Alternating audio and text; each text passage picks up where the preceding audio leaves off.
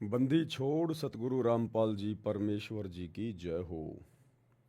परमपिता परमात्मा सारी सृष्टि के रचनहार, कुल मालिक, असंख्य ब्रह्मांडों के स्वामी, जगत गुरु, तीनों लोकों में प्रवेश करके सबका भरण पोषण करने वाले राजाधिराज आत्माधार, नाथों के नाथ, देवों के देव महादेव, सर्वेश्वर महेश्वर मृत्युंजय अजरो अमर आदि अनादि सनातनी प्रभु जगत पिता जगदीश्वर श्री श्री 1008 की उपाधि के वास्तविक अधिकारी, अकाल मूरत शब्द स्वरूपी राम वासुदेव सर्वगतम बरम, परम पूज्य प्रथम पूज्य परम संत परम पुरुष परम धनी परम दयालु, सत्य कबीर हक्का कबीर अल्लाहु कबीर अल्लाहु अकबर बाखबर अल्लाह ताला, जगत के तारणहार, जगत के मुक्तिदाता, जगत के जगन्नाथ, हारे के सहारे, हिंदुओं के राम, मुसलमानों के अल्लाह, सिखों के वाहिगुरु, ईसाइयों के मसीह, दया के सागर दया निधि, करुणा के सागर करुणा निधि,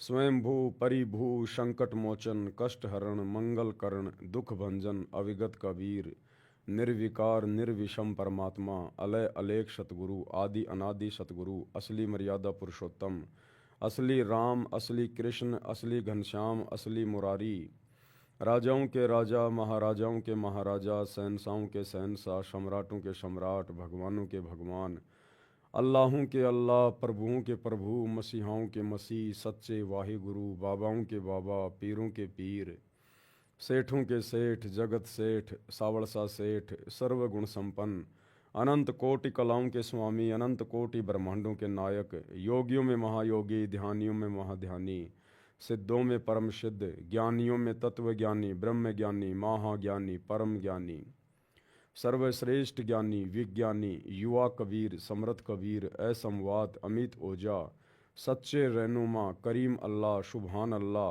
दुनिया के अंतिम पैगंबर, 8 सितंबर 1951 से गांव धनाना, जिला सोनीपत, हरियाणा, भारतवर्ष की पावन भूमि पे प्रकट रियल कल की भगवान श्री नारायण साकार हरि, श्री बाबा साहेब नूर अनंत परमात्मा, संत श्रोमणी सतगुरु रामपाल जी परमेश्वर जी के चरण कमल में साध संगति से जुड़े हुए देश विदेश से आप और हम सभी भाई बहनों का अनंत कोटि दंडवत प्रणाम।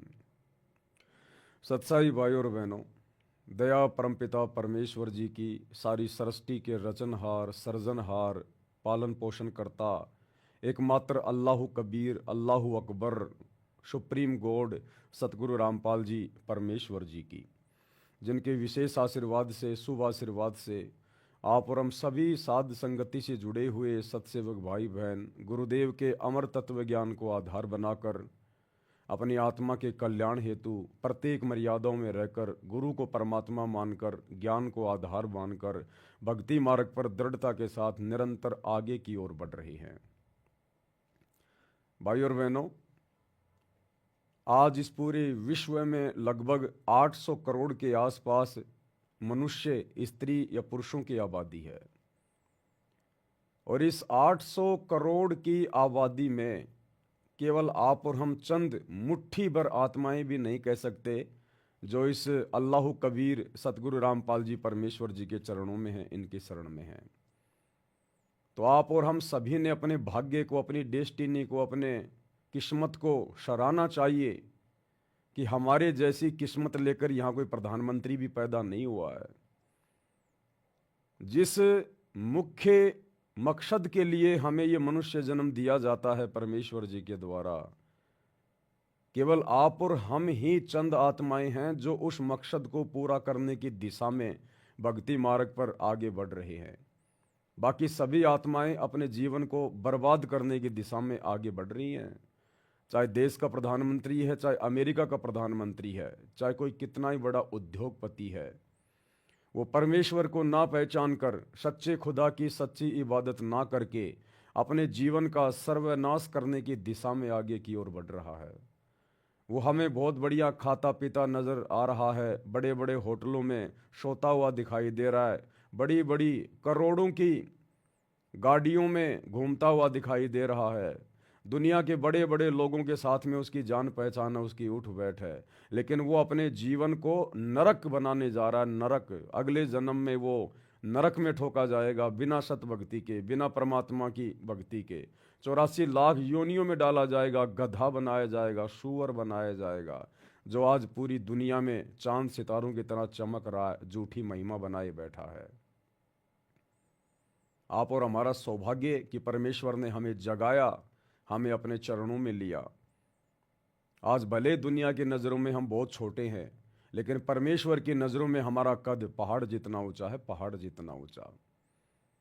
तो भाई और बहनों, हमने इस कद को बरकरार रखना है आधीनी के साथ, भक्ति भाव के साथ में, क्योंकि आधीनी, दासातन, दीनता, विनम्रता, ये उस अल्लाह को, जो अल्लाह आज वर्तमान में सतगुरु रामपाल जी के रूप में धरती पे उतरा हुआ है, इस अल्लाह कबीर सतगुरु रामपाल जी को ये आधीनी, दासातन, दीनता, भक्ति भाव, साधुता, विनम्रता, ये दिलो जान से प्यारी है, दिलो जान से।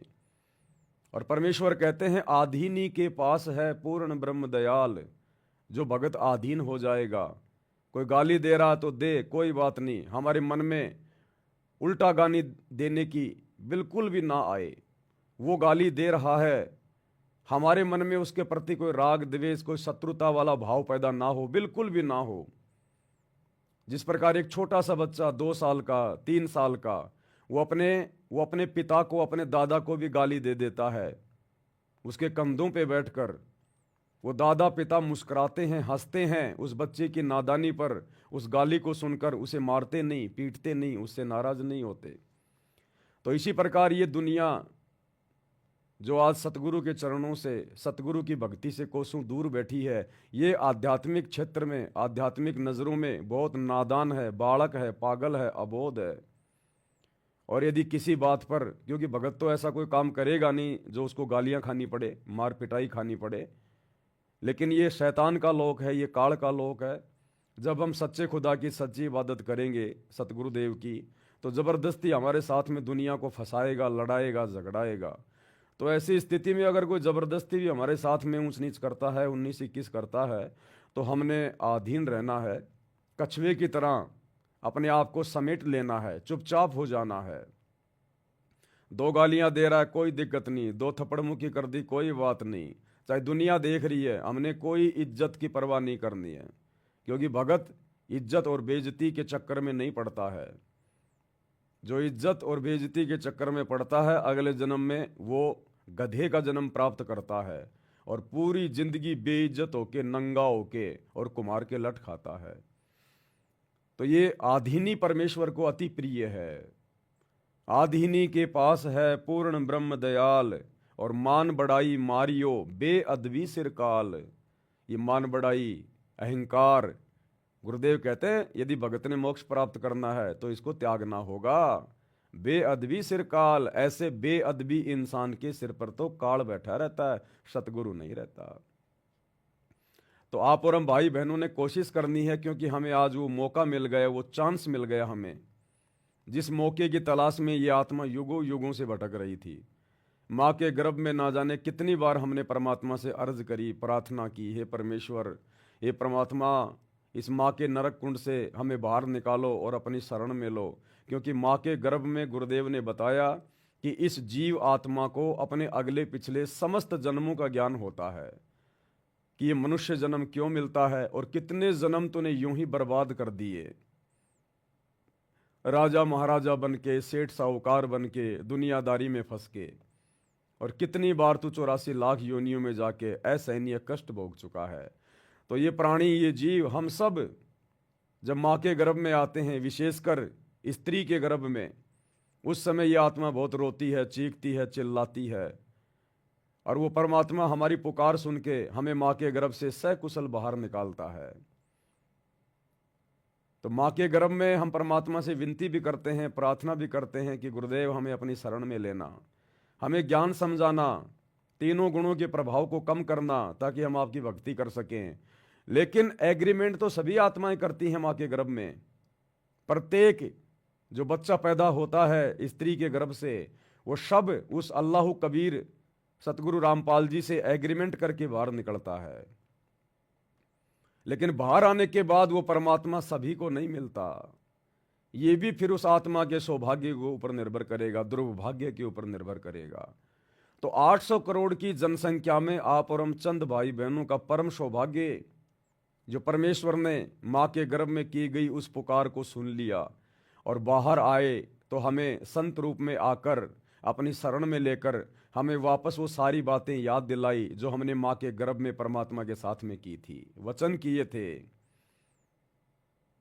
परमात्मा कहते हैं कि जब माँ के गर्भ में था तूने जो वचन भरे थे, अब देख मैं तुझे दोबारा से याद दिला रहा हूं। भाई थे ऊपर ने, भाई था ऊपर को, परमात्मा कहते ना थे ऊपर ने पैर और तले ने शीश तेरा, और रोवे था के भजन करूंगा हर तेरा। वो दिन कर ले याद गर्भ में था डेरा, और रोवे था के भजन करूंगा हर तेरा। उस समय तो माँ के गर्भ में रो रहा था, चीख रहा था, चिल्ला रहा था, हे परमात्मा, हे बंदी छोड़, हे सतगुरु, एक बार माँ के गर्भ से बाहर निकाल दो, क्योंकि सबसे बड़ा नरक कुंड होता है माँ का गर्भ। गुरुदेव ने बताया एक व्यक्ति की 100 साल की उम्र हो, 100 साल तक यदि उसे कोढ़ का रोग लग जाए, कोढ़ से भयंकर रोग कोई दूसरा नहीं होता। पूरे शरीर पे मक्खियां भिनभिनाती हैं, मवाद निकलती है, चीस चलती हैं, फोड़े फुंसियां होते हैं, बदबू आती है। तो गुरुदेव कहते हैं एक व्यक्ति की 100 साल की उम्र हो और 100 साल तक यदि उसको कोढ़ जैसा भयंकर रोग लग जाए, उससे भी 100 गुना ज्यादा कष्ट ये आत्मा माँ के गर्भ में 9 महीने में भोगता है। ऊपर को पैर, नीचे को सिर, 9 महीने, और रो रो के अर्ज करता है। तब ये सतगुरु माँ के गर्भ में जाता है सूक्ष्म रूप में, और फिर उसको कहता कि भाई देख ठीक है, मैं तेरी प्रार्थना स्वीकार करता हूं, और अब तू बाहर जाके भक्ति करना, ये बकवादे मत करना जो तूने असंख्य जन्म तेरे बर्बाद कर दिए। लेकिन जैसे ही माँ के गर्भ से बाहर आते हैं, गुरुदेव ने हमें बताया कि फिर से ये ब्रह्मा विष्णु महेश, ये शैतान के तीनों बेटे, ये काल के तीनों पुत्र, अपने तीनों गुणों के प्रभाव से, रजगुण ब्रह्मा, शतोगुण विष्णु, तमोगुण शिव जी, इन तीनों गुणों के प्रभाव से ये जीवात्मा फिर से भ्रमित हो जाती है, और वही उल्टा सीधा खाना पीना, वही काम धंधे में गधे और बैल की तरह कमाना, दुनियादारी में फंस जाना, परमात्मा को भूल जाना, कोई बताए तो उसकी बातें ना सुनना। तो फिर हम ये कष्ट उठाने के लिए बाध्य हो जाते हैं। तो भाई और बहनों, आज इस 800 करोड़ की जनसंख्या में आप और हमें ये सौभाग्य मिला है, आप और हमें, और हमने इसका भरपूर फायदा उठाना है। देखो हम क्या खाएंगे, हम क्या पिएंगे, कैसे हमारा खानदान चलेगा, कैसे हमारा परिवार चलेगा, ये सब कुछ गुरुदेव भगवान ने पहले से निर्धारित किया हुआ है।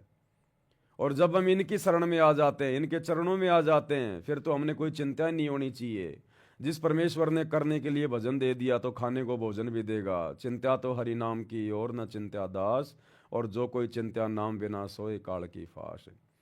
तो अब आप और हम सभी भगत भाई बहनों को, जो विशेषकर सतगुरु रामपाल जी परमेश्वर जी के फॉलोवर हैं, उनके चरणों में लगे हुए हैं, आप और हमारा तो एक ही टारगेट, एक ही मकसद होना चाहिए कि हम ऐसा क्या करें कि हमारे गुरुदेव भगवान हमारे से प्रसन्न रहें, हमारे गुरुदेव भगवान को नाराज होने का मौका ना मिले, और भक्ति मार्ग में निरंतर हम आगे की ओर बढ़ते रहें, आगे की ओर बढ़ते रहें। तो गुरुदेव ने बताया सबसे पहले आधीनी, दासातन, विनम्रता, किसी भी बात को लेके मन मुटाव नहीं करना, मन में कोई राग द्वेष नहीं पालना। हाँ, सच को सच जरूर कहना है, लेकिन किसी के प्रति राग द्वेष नहीं, शत्रुता वाला भाव नहीं। एक शत्रु एक मित्र है, भूल पड़ी रे प्राण, यम की नगरी जाएगा शब्द हमारा मान। अब जैसे काल प्रेरणा से हमारे खुद के भगत भाई बहन जो आश्रमों से जुड़े हुए हैं, आज हमारे पिताजी की, हमारे गुरुदेव की गैर हाजिरी में जो उल्टे कर्म कर रहे हैं, तो हम भगत भाई बहनों की जिम्मेदारी बनती है अन्य संगत को समझाने के लिए उनके कुकर्मों के ऊपर वीडियो बनाकर समझाना पड़ता है। लेकिन हमारे मन में उनके प्रति द्वेष नहीं है, हीन भावना नहीं है। मैं पवन दास, कोई ये ना सोचे कि भाई मैं अगर मैनेजमेंट के ऊपर वीडियो बनाता हूं तो उनके प्रति राग द्वेष होगा, बिल्कुल नहीं, सौपन में भी नहीं। ये मेरा खुदा, मेरा अल्लाह, मेरा गुरु साक्षी है इस बात का। अगर मैनेजमेंट के किसी भी व्यक्ति के प्रति, गुरुजी के बेटा बेटी भाई बंधु रिश्तेदारों के प्रति जिनके ऊपर मैं वीडियो बनाता हूं, जिनके कुकर्मों पर, अगर मेरे दिल में अंदर अगर कोई वैर भाव हो, उनके प्रति कोई शत्रुता का भाव हो, तो परमेश्वर मुझे जमीन में गाड़ दे इसी समय। मैं तो अपने खुद के सगे भाई बहनों से बढ़कर गुरुदेव की बेटी को मानता हूं, उनके दोनों बेटों को, उनके भाई को मानता हूं, लेकिन सच जो है वो कहना पड़ेगा।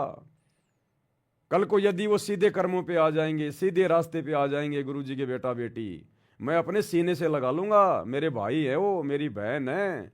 लेकिन भैया जब तक वो उल्टे काम करेंगे, मेरे गुरुजी के वचनों के खिलाफ चलेंगे, तो भैया एक अच्छे शिष्य का एक कर्तव्य बनता है कि वो उनकी पोल पट्टी खोले और अन्य संगत को भी सावधान वो रखे, लेकिन मन में कोई बैर भाव नहीं रखना चाहिए। तो हम सत्सेवकों के प्रति, किसी भी व्यक्ति के प्रति, ना जगत वाले के प्रति, ना किसी भक्तों के प्रति, हमारे मन में कोई राग द्वेष, कोई हीन भावना, कोई द्वेषता नहीं है, कोई शत्रुता वाला भाव नहीं है, और ना एक भगत के मन में आ सकता। लेकिन परमात्मा कहते हैं कि साचा शब्द कबीर का प्रकट किया जगमाही, और जैसे को तैसा कहे सो तो निंदा नाही। सच को सच कहना, जो गलत कर रहा है उसके विषय में बताना, ये निंदा नहीं होती है, ये राग द्वेष रखना नहीं होता है।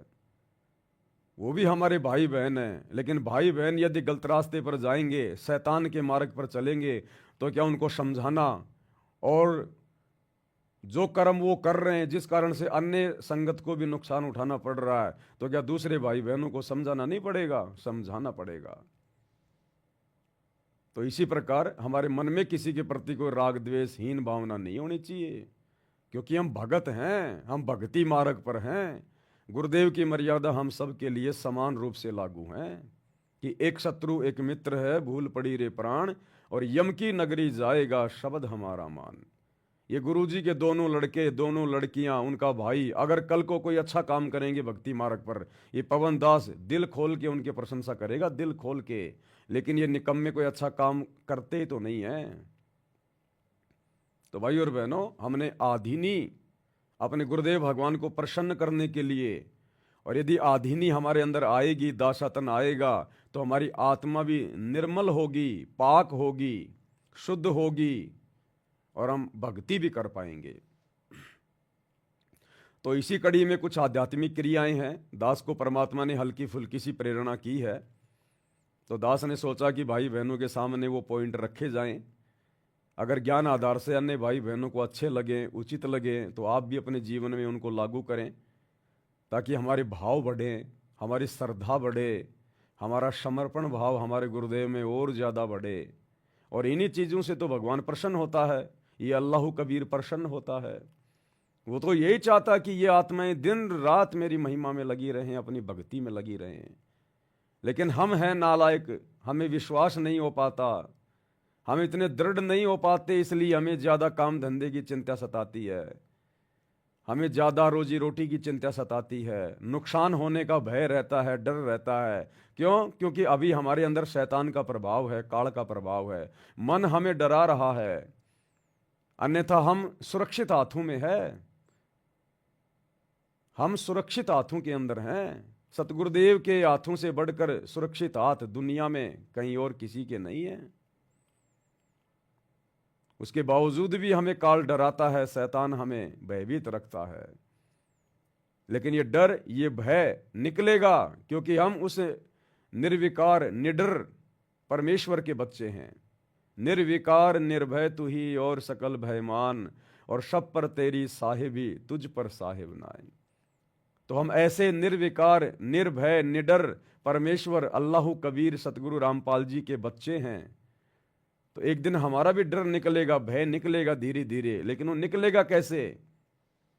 गुरुदेव ने बताया, अगर किसी मटके में खारा पानी है तो दो ही तरीके हैं उसके खारेपन को समाप्त करने के।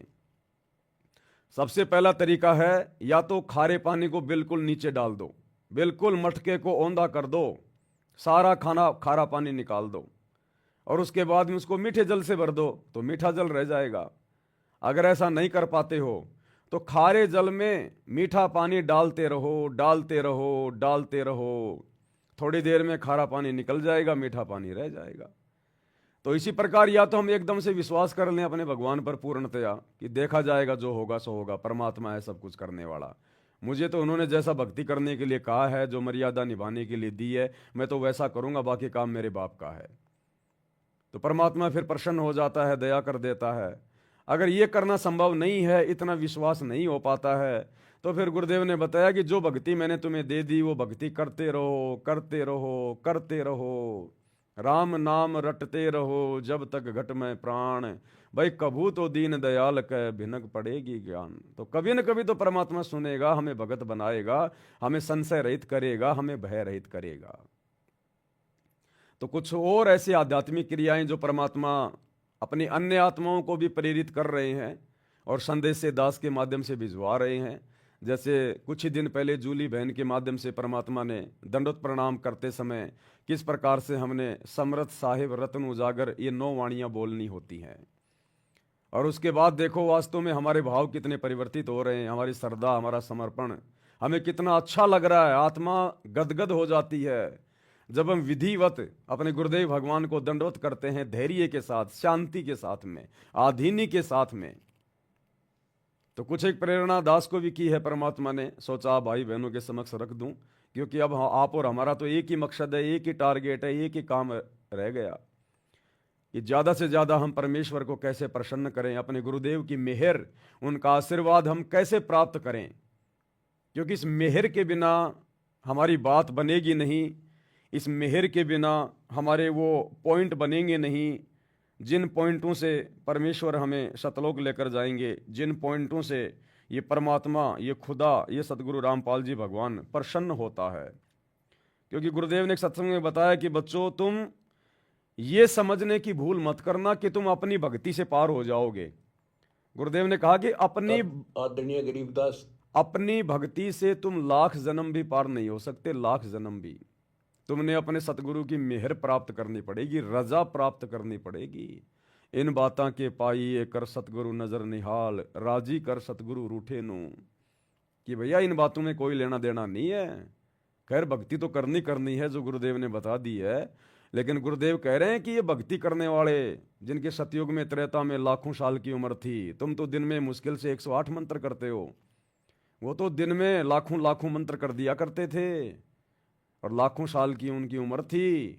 उनके जैसी भक्ति, उनके जैसा संघर्ष, उनके जैसा त्याग तुम लाख जन्म में नहीं कर सकते। वो भी गधे बन के घूम रहे हैं आज। तो मात्र भक्ति करते रहने से हम पार नहीं हो पाएंगे। भक्ति के साथ साथ हमने जो भक्ति और मुक्ति का दाता है सतगुरु अल्लाह कबीर, हमने उसको प्रसन्न करना पड़ेगा, हमने उसकी विशेष मेहर प्राप्त करनी पड़ेगी। और वो विशेष मेहर प्राप्त होगी उसकी विशेष सेवा करने से, विशेष तौर पर भक्ति करने से, नियम मर्यादाओं में रहकर उसके प्रत्येक वचन में चलते हुए उसको प्रसन्न किया जा सकता है। तो गुरुदेव क्या कह रहे हैं, एक छोटा सा सत्संग गुरुदेव का 1 मिनट का, कि इन बातां के पाइए कर सतगुरु नजर निहाल, राजी कर सतगुरु रूठे नू। और गुरुदेव कह रहे हैं बच्चों आपको सतगुरु की मेहर प्राप्त करनी है, ये ग्रेस मार्ग है। जब तक ये ग्रेस मार्ग तुम प्राप्त करने योग्य नहीं बनोगे, सतगुरु की विशेष मेहर जब तक तुम्हारे पास नहीं पहुंचेगी। विशेष मेहर क्या होती है, एक तो होता है सामान्य आशीर्वाद, एक होता है मेहर। तो सामान्य आशीर्वाद तो अगर कोई भाई बहन मर्यादा में रह के भक्ति कर रहा है तो सभी के पास में गुरुदेव का पहुंच रहा है। एक होती है विशेष मेहर, यानी अंतर्यामी परमात्मा जिसकी नजर प्रत्येक प्राणी पे, प्रत्येक आत्मा पे है, घट घट में बैठा हुआ है, और अपने उपदेशी भक्तों के साथ तो विशेष तौर पर रहता है, उनकी हर एक क्रियाओं पर उसकी नजर रहती है। अंतर्यामी एक तुम आत्म के आधार, जो तुम छोड़ो हाथ तो मैं कौन उतारे पार। चीटी पायल बाजे पैर, साहिब सुनता है सब लहर। जिसने महाभारत के युद्ध में टटीरी पक्षी की आत्मा की पुकार को सुना, त्रेता युग में भगत प्रहलाद की आत्मा की पुकार को सुना, खंबे से प्रकट हो गया। मीराबाई की आत्मिक पुकार को सुना, उसके जहर को भी अमृत बना दिया। तो ये परमात्मा हमारे इर्द गिर्द ही है, हमारे आसपास है, और भक्तों के तो घट में बैठा होता है। घट ही में गंगा, घट ही में जमुना, घट ही में है जगदीश, सतगुरु तारेंगे। तो परमेश्वर पल पल हमें देखता रहता है, हमारी भक्ति क्रियाओं को देखता रहता है। ये भगत कैसी भक्ति कर रहा है, कैसे मर्यादाओं में रह रहा है, इसके अंदर कैसे शुद्ध भाव हैं, कितने अच्छे विचार हैं, कितने गंदे विचार हैं। तो भगत की इन तमाम भक्ति क्रियाओं को देखकर जो गुरु के अनुसार होती हैं, फिर गुरु उस पर प्रसन्न होता है, गुरु का हृदय, उसकी आत्मा गदगद होती है, और उस आत्मा के प्रति, उस भगत के प्रति जो गुरु के अनुसार भक्ति कर रहा होता है, एक नेक नीति से सभ्य भगत बन के समाज में रह रहा होता है, हर प्रकार से अधीन होता है, दासातन होता है, उस भगत के प्रति फिर सतगुरु के हृदय से एक मेहर निकलती है, एक मेहर की लहर निकलती है, मेहर की लहर। जिस प्रकार यदि किसी का बेटा या बेटी उसकी आज्ञा में चलता है, अच्छे कर्म करता है, तो फिर उसका बाप उसके प्रति विशेष दयालु होता है, विशेष मेहरबान होता है, उन बेटा बेटियों पर विशेष नजर रखता है, उन्हें किसी बात की कमी नहीं छोड़ता, किसी चीज के भरोसे नहीं रहने देता है। तो सतगुरु फिर उस विशेष मर्यादित आत्मा के प्रति मेहरबान होता है, और एक विशेष आशीर्वाद सतगुरु फिर चाहे लाख कोस दूर बैठा है शरीर रूप में, एक विशेष मेहर, एक विशेष लहर सतगुरु की तरफ से उस आत्मा के ऊपर सूर्य की किरणों की तरह निरंतर बरसती रहती है। उसको कहते हैं मेहर। इन बातां के पाइए कर सतगुरु नजर निहाल, राजी कर सतगुरु रूठे नू। तो क्या कह रहे हैं गुरुदेव भगवान, उन्हीं के मुख से 1 मिनट का ये ऑडियो है, सुन लेते हमारा जो कल्याण कैसे होगा कि सतगुरु जो तत्वदर्शी संत है उसको नजर निहाल कर कि इतना उनके अनुसार उनके मर्यादा में चल के वो तेरे ऊपर गदगद हो जाए, वो संत के मेरी प्यारी आत्मा परमात्मा को पाने के रास्ते पर बिल्कुल सही चल रही है। तो अंदर से जो एक हिलोर आती है संत के अंदर से, जिस भगत की, जिस बहन भाई की क्रियाओं से जो प्रसन्न हो जाता है कि ये सही मर्यादा में चला, तो वो जो एक रजा आती है, उसके बाद फिर एक उसके प्रति एक कसक जाती है कि बहुत अच्छी, और परमात्मा अपने बच्चे पर मेहर रखना, ऐसे ही चले। तो वो एक आशीर्वाद आपको एक्स्ट्रा मिलता है, जिसको ग्रेस मार्क कहते हैं। तो यह कहते हैं इन बातों के पाइए कर सतगुरु नजर निहाल है। मान लेते नहीं, वो ज्ञान भी हो गया कैसे ऐसे होता, तो और सतगुरु नजर निहाल हुआ नहीं, तुझे सार नाम फिर सार शब्द मिला नहीं, तो भी बात बिगड़ेगी। इसलिए ये कल्याण कहती है बातें कहने सुन की ना है, कर पाड़ने की है। तो भाइयों तुम्हारा जो कल्याण, तो भाइयों और बहनों, हमने सिर्फ कहने सुनने तक सीमित नहीं रहना है, अब हमने कर पाड़ना है, क्योंकि कर पाड़ने का समय आ गया है। देखो, काल हमें निराश करने का प्रयास करेगा, काल हम आत्माओं को अंदर से कमजोर बनाने का प्रयास करेगा, क्योंकि शैतान का तो काम ही ये है। शैतान आत्मा को दृढ़ नहीं होने देता, शैतान आत्मा में शंका पैदा करेगा। बहुत सारे भगत भाई बहन जब ये पवन दास लाइव आता है, या मेरे अन्य भगत भाई बहन सत्सेवक लाइव आते हैं, अपने गुरु की महिमा करते हैं, गुणगान करते हैं, उन्हें प्रसन्न करते हैं, तो बहुत सारे भाई बहन जो आश्रमों से जुड़े हैं वो कमेंट्स में कहते हैं कि भाई ये जो कर रहे हैं ये गलत है, गुरुजी ने सत्संग कर दिए, इसे करने की क्या ज़रूरत है, ये जो कर रहा है ये काल प्रेरणा है। भाई और बहनों, उन आत्माओं के सिर पे काल बैठा हुआ काल, उन्हें पता ही नहीं है कि भगत ने करना क्या चाहिए। अरे भक्ति के बाद में भगत का दूसरा काम केवल अपने गुरु की महिमा, जिसको साध संगति कहते हैं, गुणगान कहते हैं गुरुदेव भगवान का। काल ने भी कहा था परमात्मा से कि जो आपकी महिमा करेगा, आपके ज्ञान को समझकर, आपको पहचान कर, मैं उसके निकट भी नहीं जाऊंगा, निकट भी। तो सतगुरु ने भी कहा था कि अगर तू ऐसी मेरी किसी आत्मा के निकट भी चला गया ना, तो काल तू यहां रह नहीं पाएगा, फिर देख लेना तेरा कहां ठिकाना होगा। तो जो भाई बहन जिनके गुरु की हम दिन रात महिमा कर रहे हैं, और उसके बावजूद वो कहते हैं कि तुम लोगों को क्या आवश्यकता है संगत को संदेश देने की, उपदेश देने की, तो भाई तुम लोगों को क्या जरूरत है ये ज्ञान गंगा पुस्तक हाथ में लेके, जीने की राह पुस्तक हाथ में लेके, गांव गांव जाके लोगों के घरों में जा जाके बांटने की? क्या तुम्हारे गुरुजी ने सत्संग करने में कोई कमी छोड़ रखी है क्या? अगर प्रचार ही करना है तो फिर गुरु कर रहा है ना, फिर गुरु ने सारे सत्संग कर दिए ना, सुनो फिर बैठ के घर पे। तुम क्यों हाथों में लेके पुस्तकें दौड़ रहे हो, जा रहे हो, घूम रहे हो? फिर तो जिस प्रकार तुम प्रचार कर रहे हो, तो ये भी तो सोशल मीडिया भी तो एक प्रचार करने का माध्यम दिया हमें गुरुदेव भगवान ने। और नालायकों, हम कोई आसाराम जी का प्रचार थोड़ी कर रहे हैं, राम रहीम जी का प्रचार थोड़ी कर रहे हैं। अरे तुम्हारे गुरुदेव का प्रचार कर रहे हैं, तुम्हें तो खुश होना चाहिए, लेकिन उसके बावजूद तुम्हारे सीने में आग लग जाती है। क्यों? क्योंकि ये योग्यता, ये वैरायटी, ये सतगुरु की विशेष रजा, ये तुम्हारे ऊपर नहीं बख्शी सतगुरु ने। तुम्हारे भाग्य में नहीं है साध संगति, तुम्हारे भाग्य में गुरु का गुणगान करना, गुरु की भक्ति करना मर्यादित तुम्हारे भाग्य में नहीं लिखा हुआ है। इसलिए अंदर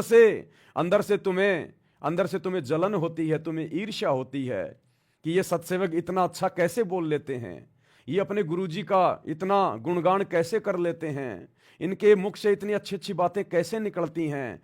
क्यों? क्योंकि तुम्हारे अंदर शैतान बैठा हुआ है, और शैतान को ये अच्छी बातें अच्छी नहीं लगती। ये गुरु की महिमा, गुरु का गुणगान शैतान को अच्छा नहीं लगता। वो डरता है, वो डरता है। उसको तीर से लगते हैं जब कोई गुरु की महिमा करता है, गुरु के गुणगान करता है, उसको तीर से लगते हैं।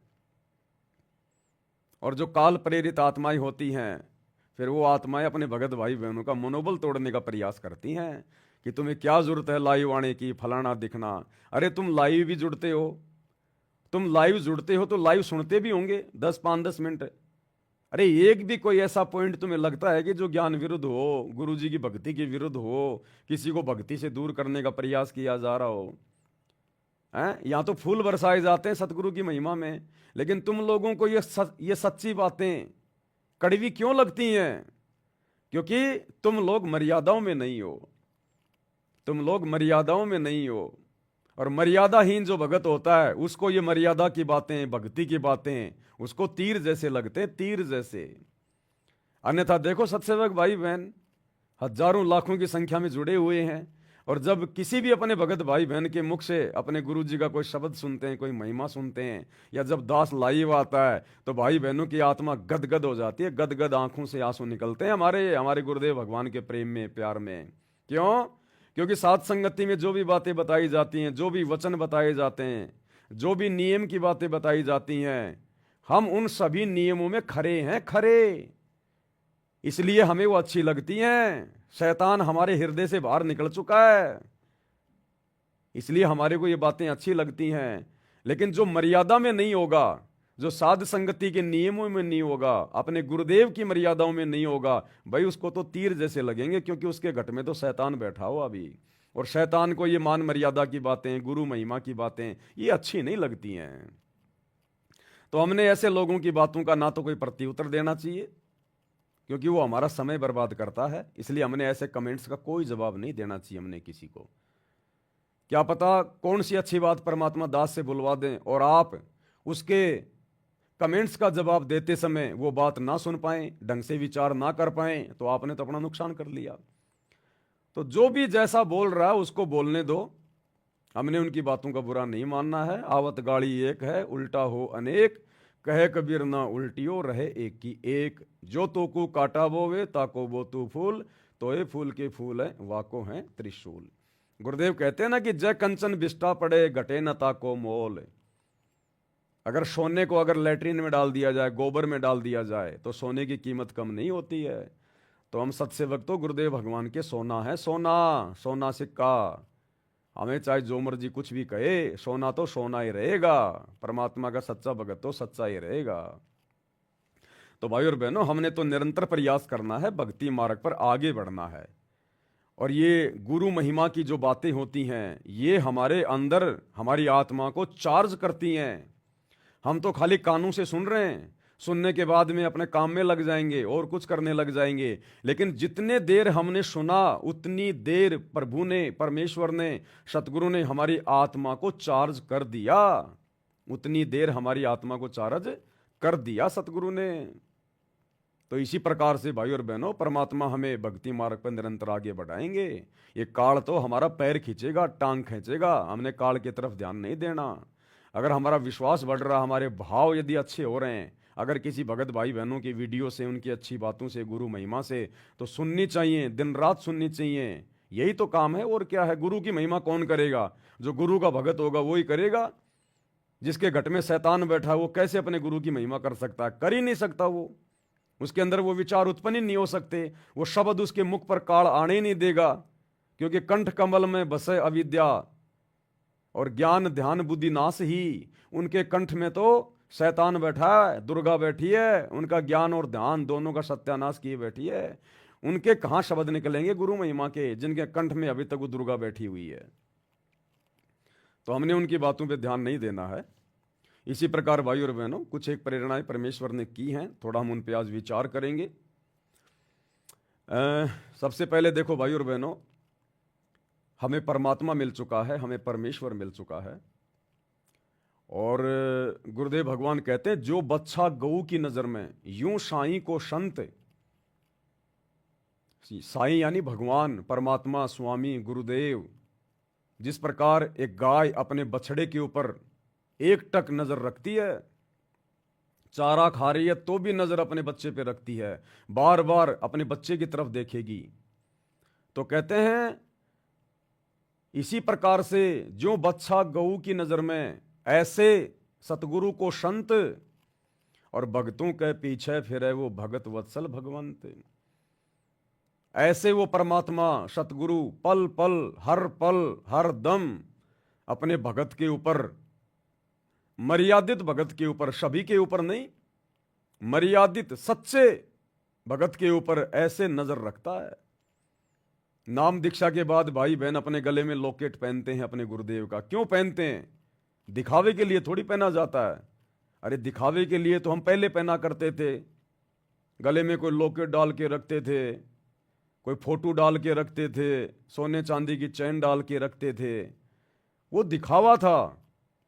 तो सतगुरु से उपदेश लेने के बाद भाई बहन जो गले में लॉकेट पहनते हैं, वो दिखावे के लिए नहीं होता है। अरे वो लॉकेट जो आपके गले में टंगा हुआ आपके गुरु का, आप तो उसको देख ही नहीं पा रहे। आप यूं थोड़े देखोगे बार बार कि मेरे गले में लॉकेट है, मेरे गले में लॉकेट है। बहुत सारे भाई बहन तो 2-2 दिन 4-4 दिन उस लॉकेट में अपने गुरु जी के दर्शन तक नहीं करते।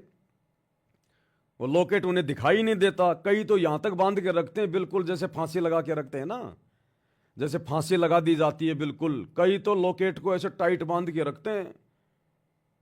आज उन भाई बहनों को थोड़ा सा समझाना चाहूंगा कि ये कोई दिखावे की चीज नहीं है, ये कोई फांसी का फंदा नहीं है।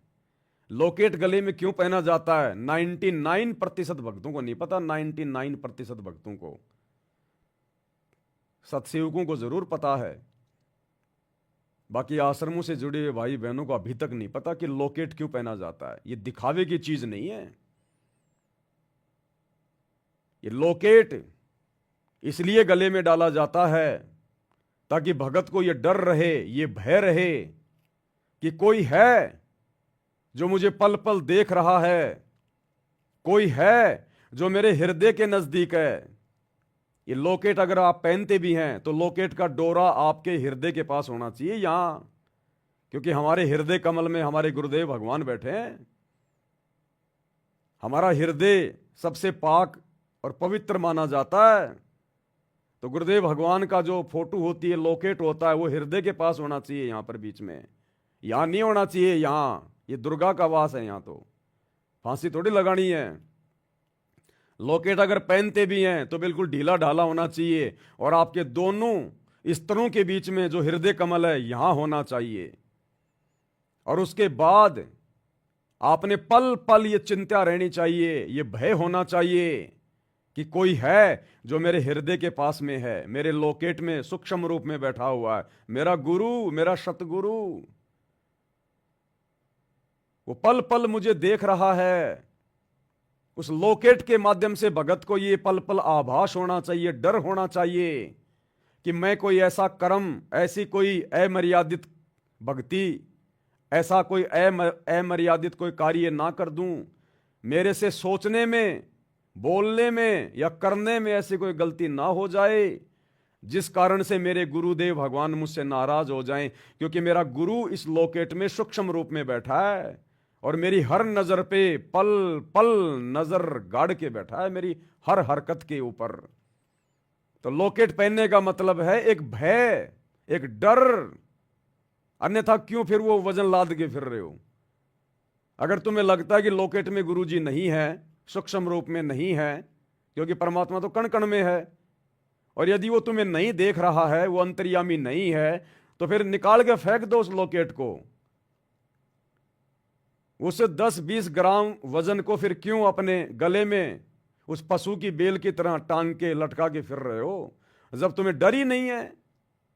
तुमने लॉकेट भी पहन रखा है और राजनेताओं की रैलियों में धक्के खाने भी जा रहे हो, गुरुजी का वचन तोड़ रहे हो, स्टेडियम बनाते फिर रहे हो, जाटों की धर्मशाला बनाते फिर रहे हो, आरक्षणों में जाके बैठ रहे हो, गुंडों की सीबीआई जांच का समर्थन कर रहे हो, आरक्षणों में करोड़ों रुपया दे रहे हो। माता बहनों के प्रति तुम्हारी गंदी नजर, गंदी नीयत है, जैसा कि गुरुदेव विशेष संदेशों में बार बार जिक्र कर रहे हैं। तुम्हारे मुंह पे गालियां रहती हैं, सारनामी भक्तों के मुंह पर भी। तो क्या फायदा फिर? पल पल तुम मर्यादा तोड़ते हो, बाहर मार्केट का गंदा संदा वो खाना खाते फिरते रहते हो, चाय नाश्ता पानी तुम करते रहते हो। फिर क्या फायदा वो लॉकेट पहनने का, वो वजन अपने गले में टांग के घूमने का, जब तुम्हें कोई डर ही नहीं है, कोई भय नहीं है कि मुझे कोई देख भी रहा है। तो लॉकेट पहनने का मतलब है मन में डर रहना कि मेरे से ऐसी कोई त्रुटि ना हो जाए। जो मेरे गुरुदेव मेरे घट के पास में पल पल मेरे साथ में हैं, पल पल मेरी हर हरकत पे नजर रखे हुए हैं, कहीं मेरे गुरुदेव नाराज ना हो जाएं। लॉकेट पहनने का मतलब ये होता है कि आपको ये याद रहे कि मेरा गुरु मेरे साथ में है, पल पल देख रहा है। पहन लिया लॉकेट, यहां टांग लेंगे गले में हैं। अरे ना तो तेरे को दिखाई दे रहा, यहां तेरे को क्या दिखाई देगा? कभी अगर कोई दर्शन भी करना चाहे अपने गुरु के तो क्या दर्शन करेगा? उसने तो यहां टांग रखा, फांसी का फंदा लगा रखा है। ये दिखावे की चीज थोड़ी है। और लॉकेट यहां नहीं पहनना चाहिए कभी भी, ध्यान रखना। हमेशा लॉकेट ढीला होना चाहिए, बिल्कुल हृदय कमल तक आना चाहिए, ताकि आसानी से हम उसको निकाल भी सकें। क्योंकि बहुत सारे भाई बहन जो पति पत्नी व्यवहार में हैं, और जब रात को वो पति पत्नी मिलन करते हैं तो बहुत सारे निकम्मे तो अपने गुरुजी का लॉकेट भी नहीं निकालते। बहुत सारे निकम्मे तो अपने गुरुजी का लॉकेट भी नहीं निकालते। अब बताओ, जिसने यहां तक लॉकेट को जो हमल की बांध के रखा हुआ है, वो रात्रि मिलन करते समय, संभोग करते समय कैसे उसको निकालेगा? कैसे कैसे उसको हाथ लगेंगे? तो ये सोचने की बातें हैं, कॉमन सेंस की बातें। हम जानवर थोड़ी हैं, इंसान हैं हम। कम से कम वो रति क्रिया करते समय तो लॉकेट को निकाल देना चाहिए, गुरुदेव से माफी मांगनी चाहिए कि परमात्मा वैसे तो ये आपका आदेश नहीं है, ये कर्म तो सबसे भयंकर दुष्कर्म है। इसी कुकर्म के चलते तो आपने इस काल को और दुर्गा को सतलोक से निकाला था। लेकिन परमात्मा मैं मजबूर हूं, क्या करूं? तीनों गुणों का प्रभाव है, शैतान मेरे दिल में बैठा हुआ है, आपके ऊपर इतना विश्वास नहीं हो पा रहा, जिस कारण से काल की प्रेरणा से, रजोगुण से प्रभावित होकर मैं ये कुकर्म कर रहा हूं। मुझे माफ करना गुरुदेव। और लॉकेट को निकाल देना चाहिए, क्योंकि ये काम वासना रजोगुण सतगुरु पैदा नहीं करता, ये शैतान पैदा करता है। तो सतगुरु से उपदेश लेने के बाद भी जो भगत रजोगुण में है, जिसके अंदर काम वासना है, जो रति क्रिया कर रहा है, संभोग कर रहा है, तो कौन कर रहा है वो प्रेरणा? सतगुरु थोड़ी करेगा ऐसे घटिया कामों की प्रेरणा, वो शैतान कर रहा है। तो सतगुरु का नाम लेकर भी भगत के अंदर अभी शैतान विद्यमान है। तो कम से कम उस समय तो लॉकेट को बाहर निकाल देना चाहिए। ये कॉमन सेंस की बातें, कॉमन सेंस की बातें। और कम से कम जिस घर में, जिस रूम में तुम्हारे गुरुदेव का दरबार लगा हुआ है, जहां तुम आरती करते हो, दीपक जलाते हो, दंडोत करते हो, कम से कम उस कमरे में तो संभोग मत किया करो। अगर अन्य कमरा है, दूसरी व्यवस्था है, तो वहां मर लिया करो, उस कमरे में मत किया करो। तुम्हारा भगवान बैठा हुआ, साक्षात सतगुरु परमात्मा। नालायको, क्या देख रहा है वो? ये सब देखने के लिए, ये सब दिखाने के लिए तुमने अपने गुरुजी को अपने घर में बैठाया है क्या? तो हमने डर के पल पल ये सोच के जब तक भक्ति नहीं करेंगे, मेरा गुरु मेरे साथ में है, पल पल देख रहा है। अब एक तरफ तो हम रोज संध्या आरती की तोते की तरह रटना लगा रखी है, घटी हिम गंगा घटी हिम जमुना घटी हिम है जगदीश सतगुरु तारेंगे, कि मेरा जगदीश, मेरा सतगुरु मेरे घट में, मेरे साथ में है। अरे जिसको ये विश्वास हो जाएगा ना कि मेरे घट में मेरा सतगुरु बैठा है, वो ये गंदा कर्म नहीं करेगा। जिसको ये पता चल जाएगा कि इस कमरे में मेरा रिश्तेदार भी सो रहा है, या मेरा रिश्तेदार सामने बैठा हुआ है, वो अपनी पत्नी के साथ में संभोग करेगा क्या? नहीं करेगा जिंदगी में। और उस घर में, उस रूम में तुम्हारे सतगुरु का दरबार लगा हुआ है, तुम्हारे गले में लॉकेट, उसमें सतगुरु बैठा हुआ है, और तुम वो कुकर्म कर रहे हो। शर्म आनी चाहिए। अगर फिर भी किसी की मजबूरी है, दूसरा कमरा नहीं है, वो ही कमरा है और उसी में दरबार लगा हुआ है और उसी के अंदर यदि वो कुत्ता कर्म करना पड़ रहा है, तो कम से कम सतगुरु के दरबार में कोई पर्दा तो लगा दिया करो, एक पर्दा लगा के रखो। वो कुत्ता कर्म करने से पहले सतगुरु को दंडोत करके माफी मांग के और वो पर्दा लगा दिया करो कि मालिक वैसे तो आप अंतर्यामी हो, लेकिन परमेश्वर हम जीव हैं, ये मालिक माफ करना। तो भाई और बहनों, अब वो समय नहीं रहा कि हम ये दुनिया वालों की तरह आ रहे हैं, जा रहे हैं, खा रहे हैं, पी रहे हैं, इधर से सुन रहे हैं सत्संग, इधर से निकाल रहे हैं, कोई विचार नहीं कर रहे, कोई चिंतन मनन नहीं कर रहे, सतगुरु को हल्के में ले रहे हैं। तो सतगुरु भी हल्के में ले लेगा फिर अंत में, हल्के में। तो कहते हैं जो बच्चा गऊ की नजर में यूं साईं को संत, और भक्तों के पीछे फिर ये भगत वत्सल भगवंत। ये परमात्मा पल पल हर पल हमारी हर एक हरकतों पर नजर बना के रखता है और हमारे पॉइंट लिखे जा रहे हैं, हमारे पॉइंट उसकी डायरी में नोट हो रहे हैं। उन्हीं पॉइंटों के आधार से वो अपनी मेहर बख्शता है, अपना विशेष आशीर्वाद बख्शता है। तो हम क्या कर रहे हैं, किस दिशा में आगे बढ़ रहे हैं, ये हमने विचार करना चाहिए। तो जिस प्रकार पिछली बार जूली बहन के माध्यम से परमात्मा ने एक संदेशा दिलवाया था, हल्का सा उसको फिर से रिपीट कर देता हूं। हो सकता है बहुत सारे भाई बहन वो वीडियो ना देख पाए हों। तो जूली बहन के माध्यम से परमात्मा ने संदेशा भिजवाया था कि हमने गुरु को रिझाना है, गुरु को प्रसन्न करना है। हमने दंडवत प्रणाम करते समय मात्र एक फॉर्मेलिटी नहीं निभानी कि जी लेट गया दंडवत कर लिया, दौड़ता भागता, मन में क्या चल रहा है, क्या विचार चल रहे हैं, सामने दंडवत कर रहे हैं। अब वो नहीं चलेगा इस भक्ति मार्ग में। भगत को अपने हृदय में स्थिरता लेके आनी पड़ेगी, धैर्य लेके आना पड़ेगा, शांति लेके आनी पड़ेगी। इस भक्ति को, परमात्मा की भक्ति को, इन आध्यात्मिक क्रियाओं को हमने सबसे पहला स्थान देना पड़ेगा, सर्वोपरि रखना पड़ेगा, सबसे ज्यादा महत्व देना पड़ेगा। बाकी काम बिगड़े तो बिगड़े, भक्ति नहीं बिगड़नी चाहिए। अब ये अंतिम समय चल रहा है, लास्ट समय चल रहा है। किसी भी पॉइंट से हमने गुरु जी को नाराज नहीं करना। तो जैसे ही अब हम गुरुदेव भगवान को दंडवत करें, तो अब हमने क्या करना है, सबसे पहले हम गुरुदेव भगवान के दरबार में खड़े हो जाएं, जहां भी मालिक का दरबार लगा हुआ है या नहीं लगा हुआ है, जहां भी हमने दंडवत करना है, हमने खड़े होकर आधीनी के साथ में सबसे पहले वो 9 लाइनें गुरु महिमा में बोलनी है, और जल्दबाजी में नहीं बोलनी, प्यार प्रेम शांति से बोलनी है। क्या? समरथ साहिब रतन उजागर, सत्य पुरुष मेरे सुख के सागर, जूनी संकट मेटो गुसाई, चरण कमल की मैं बलि जाही, भाव भक्ति दी जो परवाना, साधु संगति पूर्ण पद ज्ञाना, जन्म कर्म मेटो दुख धुंधा, सुख सागर में आनंद कंदा, निर्मल नूर जहूर जुहारम, चंद्र गता देखो दीदारम, तुम हो बंकापुर के वासी, सतगुरु काटो यम की फांसी, मेहरबान हो साहिब मेरा, गगन मंडल में दीजो डेरा, चक्र चिदानंद अविनाशी, रिद्धि सिद्धि दाता सब गुण राशि, पिंड पराण जिन दीने दाना, गरीब दास जाकू कुर्बाना, पिंड पराण जिन दीने दाना, गरीब दास जाकू कुर्बाना। उसके बाद में ये 9 वाणियां सतगुरु के दरबार में खड़े होकर बोलने के बाद फिर हमने नीचे बैठ जाना है घुटने टेक के, और फिर हमने 2 वाणियां बोलनी हैं कम से कम। ज्यादा बोलो आपकी मौज, आपकी मर्जी, लेकिन 2 वाणियां तो हमने कम से कम बोलनी चाहिए। ये 9 वाणियां सतगुरु के दरबार में खड़े होके बोलने के बाद में, ठीक है, अगर कोई माँ बहन ऐसी है जिसकी डिलीवरी है या कोई बीमार है, कोई एक्सीडेंटल है, अगर किसी को प्रॉब्लम है, तो वो जमीन पर बैठ के भी 9 वाणियां बोल सकता है, कोई दिक्कत नहीं है। चेयर पे बैठ के भी बोल सकता है, कोई दिक्कत नहीं है। अगर कोई शवस्थ है, उसके लिए दास कह रहा है कि खड़ा होके और आधीन्य के साथ करबद्ध होके सर्वप्रथम इस प्रकार गुरु की महिमा करे पहले। और ये 9 वाणियां बोलते समय ध्यान रहना चाहिए भाई और बहनों, हमारा ध्यान इधर उधर नहीं होना चाहिए, किसी भी काम धंधे में नहीं होना चाहिए, फालतू की बातों में नहीं होना चाहिए। हमारा ध्यान हमारे सतगुरु के चरणों में होना चाहिए, सतगुरु के चरणों में।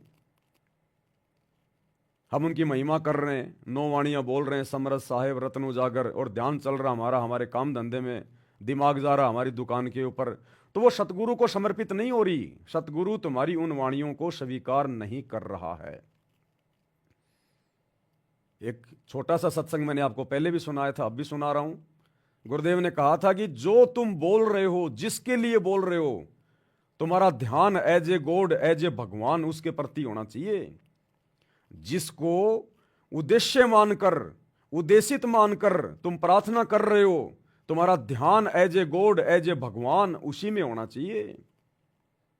तब प्रभु तुम्हारी उस पुकार को स्वीकार करेगा, तुम्हारी उस विनती को, जो महिमा तुम कर रहे हो अपने सतगुरु की, तब सतगुरु उसको स्वीकार करेगा। तो ये छोटा सा सत्संग 1 मिनट का, जिसमें गुरु जी क्या कह रहे हैं कि जब आप महिमा करते हो किसी की भी, तो आपका ध्यान उसी में होना चाहिए, और उसको एज ए परमात्मा मान के, एज ए गॉड मान के।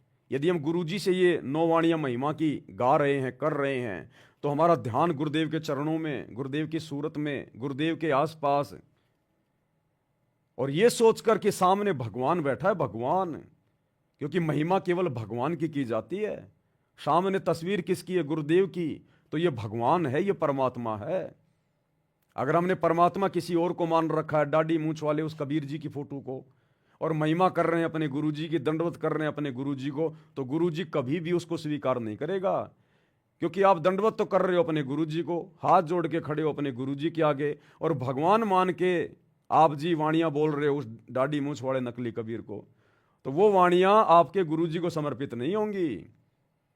आप जिसके लिए महिमा कर रहे हो, जिसको दंडवत करना चाहते हो, जिसके आप भगत हो, जिसके आप अनुयायी हो, वही आपकी नजरों में भगवान होना चाहिए। तभी आपकी वो प्रार्थना वो स्वीकार करेगा। तो क्या करें गुरुदेव भगवान? ध्यान से सुन लीजिए।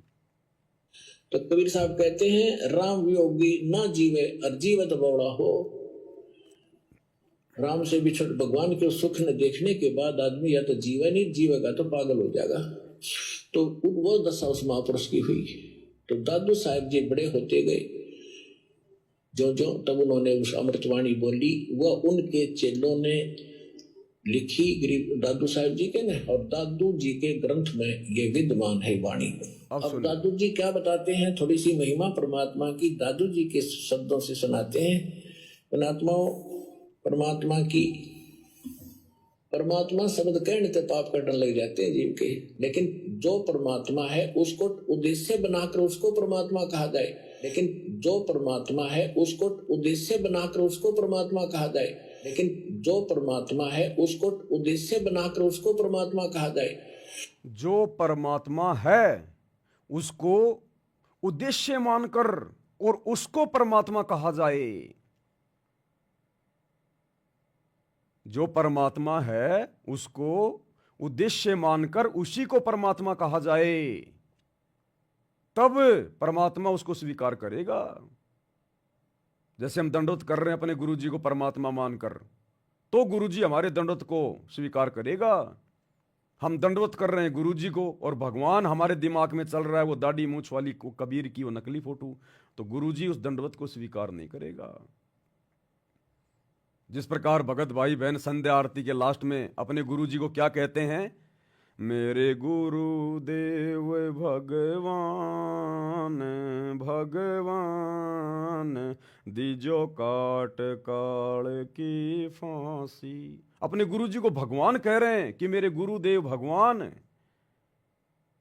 और जब जून का महीना आता है तो भगवान मानते हैं उस दाढ़ी मूंछ वाले मुर्दा कबीर को, नकली कबीर को। तो वो प्रार्थना तुम्हारा गुरु नहीं सुन रहा, क्योंकि तुम फॉर्मेलिटी कर रहे हो। तुम शब्द गा रहे हो अपने गुरुजी के लिए कि मेरा गुरुदेव भगवान, और वास्तव में भगवान मान रहे हो तुम दाढ़ी मूंछ वाली उस कबीर की फोटो को। जून के महीने में कबीर प्रकट दिवस मान के भगवान मान रहे हो तुम उस मुर्दा फोटो को। तो गुरुदेव तुम्हारी वो प्रार्थना स्वीकार नहीं करेगा। गुरुदेव के कहने का मतलब ये है कि जिसको परमात्मा मानते हो उसको परमात्मा मानकर ही स्तुति करनी चाहिए और उसी की करनी चाहिए, अन्यथा तुम्हारी बात नहीं बनेगी। फिर आगे गुरुदेव ने एग्जाम्पल दिया, आगे गुरुदेव ने फिर एग्जाम्पल दिया। क्या कह रहे हैं परमात्मा? ध्यान से सुनिए फिर। अब जैसे हम तहसीलदार को और प्रधानमंत्री कहें जाए और उसका आगे एप्लीकेशन रखे प्रधानमंत्री के सत्र का काम और उसके तहसीलदार के आगे रखें, बेशक प्रधानमंत्री कहीं जाओ, कभी नारी जय अरना वो काम कर सकता। क्या कह रहे हैं गुरुदेव? प्रधानमंत्री के लेवल का काम और वो प्रार्थना अगर हम किसी तहसीलदार के आगे रखेंगे और प्रार्थना करेंगे, वो काम जिंदगी में नहीं होगा। तो भक्ति और मुक्ति के लिए हम सारा प्रयास कर रहे हैं, और भक्ति मुक्ति के दाता सतगुरु, भक्ति मुक्ति के दाता, अब भक्ति और मुक्ति का दाता हमारा गुरु, और फिर हम भगवान मान के पूज रहे हैं दाढ़ी मूंछ वाली कबीर की फोटो को। अरे जो काम हमारे प्रधानमंत्री ने करना है, सतगुरु ने करना है, हमने उसी को प्रधानमंत्री मान के, सतगुरु मान के, भगवान मान के प्रार्थना भी उसी के चरणों में रखनी पड़ेगी, और उसी को मानना पड़ेगा कि यह काम केवल आप कर सकते हो, दूसरा कोई नहीं कर सकता।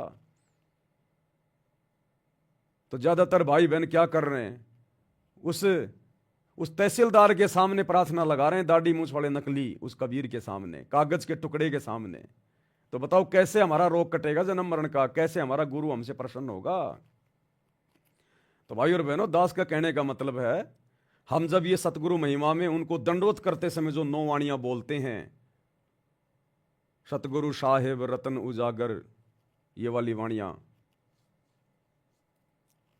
सतगुरु की महिमा की दंडवत से पहले 9 वाणियां, तो हमारा ध्यान, हमारा टारगेट हमारे गुरुदेव के चरणों में होना चाहिए कि एकमात्र परमेश्वर प्रभु अल्लाह कबीर सब कुछ भक्ति मुक्ति के दाता मेरे गुरुजी हैं, इनके अलावा दूसरा कोई कबीर जान में नहीं है।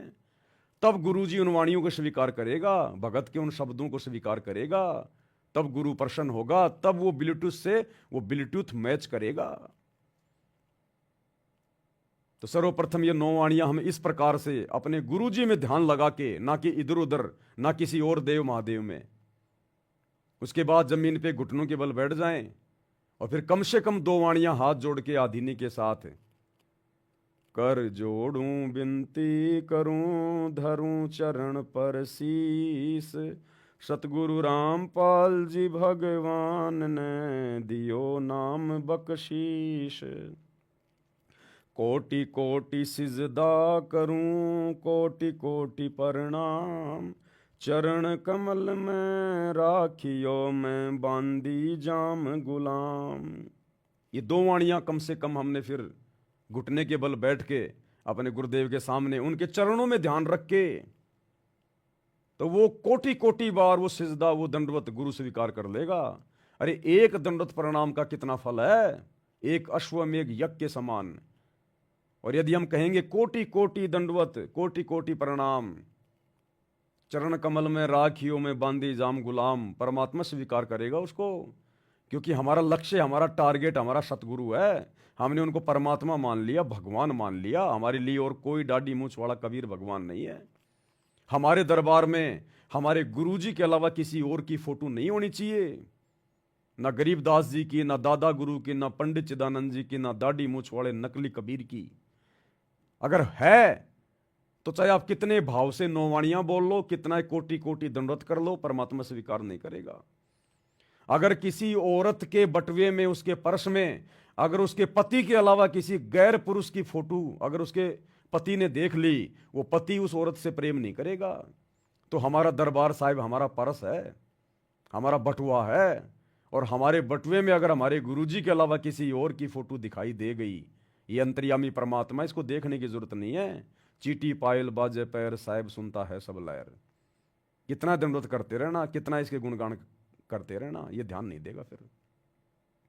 तो फिर कम से कम ये 2 वाणियां भगत भाई बहनों ने बोलनी है।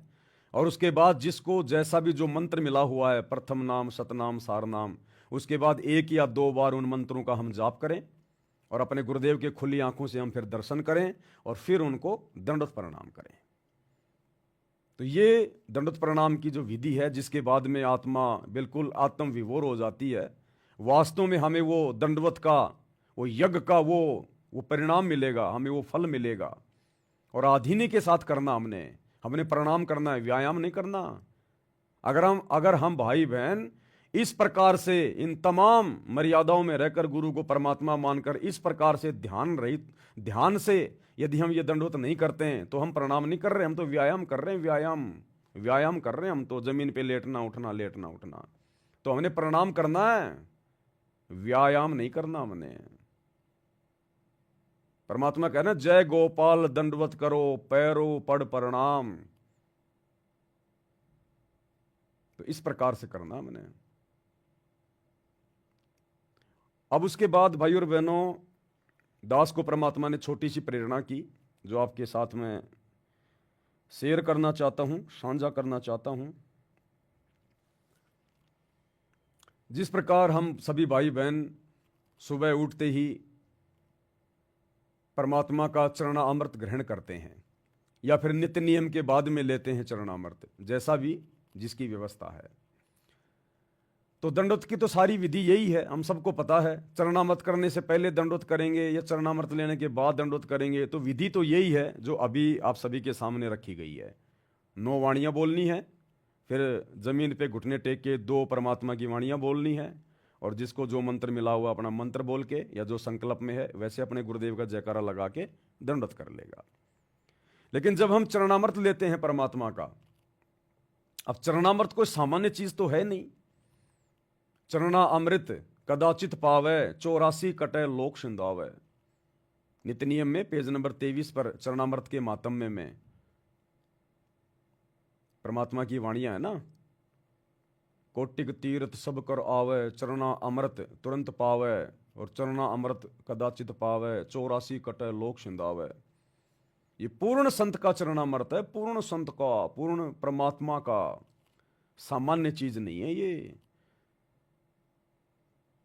जब जीवा और दत्ता को यही सतगुरु रामपाल जी भगवान, यही कबीर परमात्मा मिले, तो जीवा दत्ता की सूखी लकड़ी बरगद की जो उन्होंने अपने आंगन में लगा रखी थी, और ये सोच रखा था यदि कोई पूर्ण संत होगा तो उसके चरणामृत से हरी भरी हो जाएगी तो मान लेंगे। वो सूखी लकड़ी सतगुरु के चरणामृत डालने मात्र से हरी भरी हो गई थी। लेकिन वो चरणामृत उन्होंने वैसे नहीं डाला, उसमें विधि से। सतगुरु का आशीर्वाद भी था, लेकिन उन्होंने भी पूरी विधि अपनाई, तब उस चरणामृत ने काम किया। जैसे कबीर परमात्मा सतगुरु रामपाल जी वहां गए अपनी प्यारी आत्माओं के पास में उनके विश्वास को बनाए रखने के लिए, तो दौड़ के वो परमात्मा के पास गए और उनको अपने घर पे ले आए। और उसके बाद उन दोनों ने क्या किया, उन दोनों ने एक बड़ी सी एक थाल ली, एक परात, और सतगुरु के चरण उस परात में रखे, और उसके बाद एक लोटे में जल लाए, सतगुरु के चरणों के ऊपर जल डाला और सतगुरु के चरण धोए।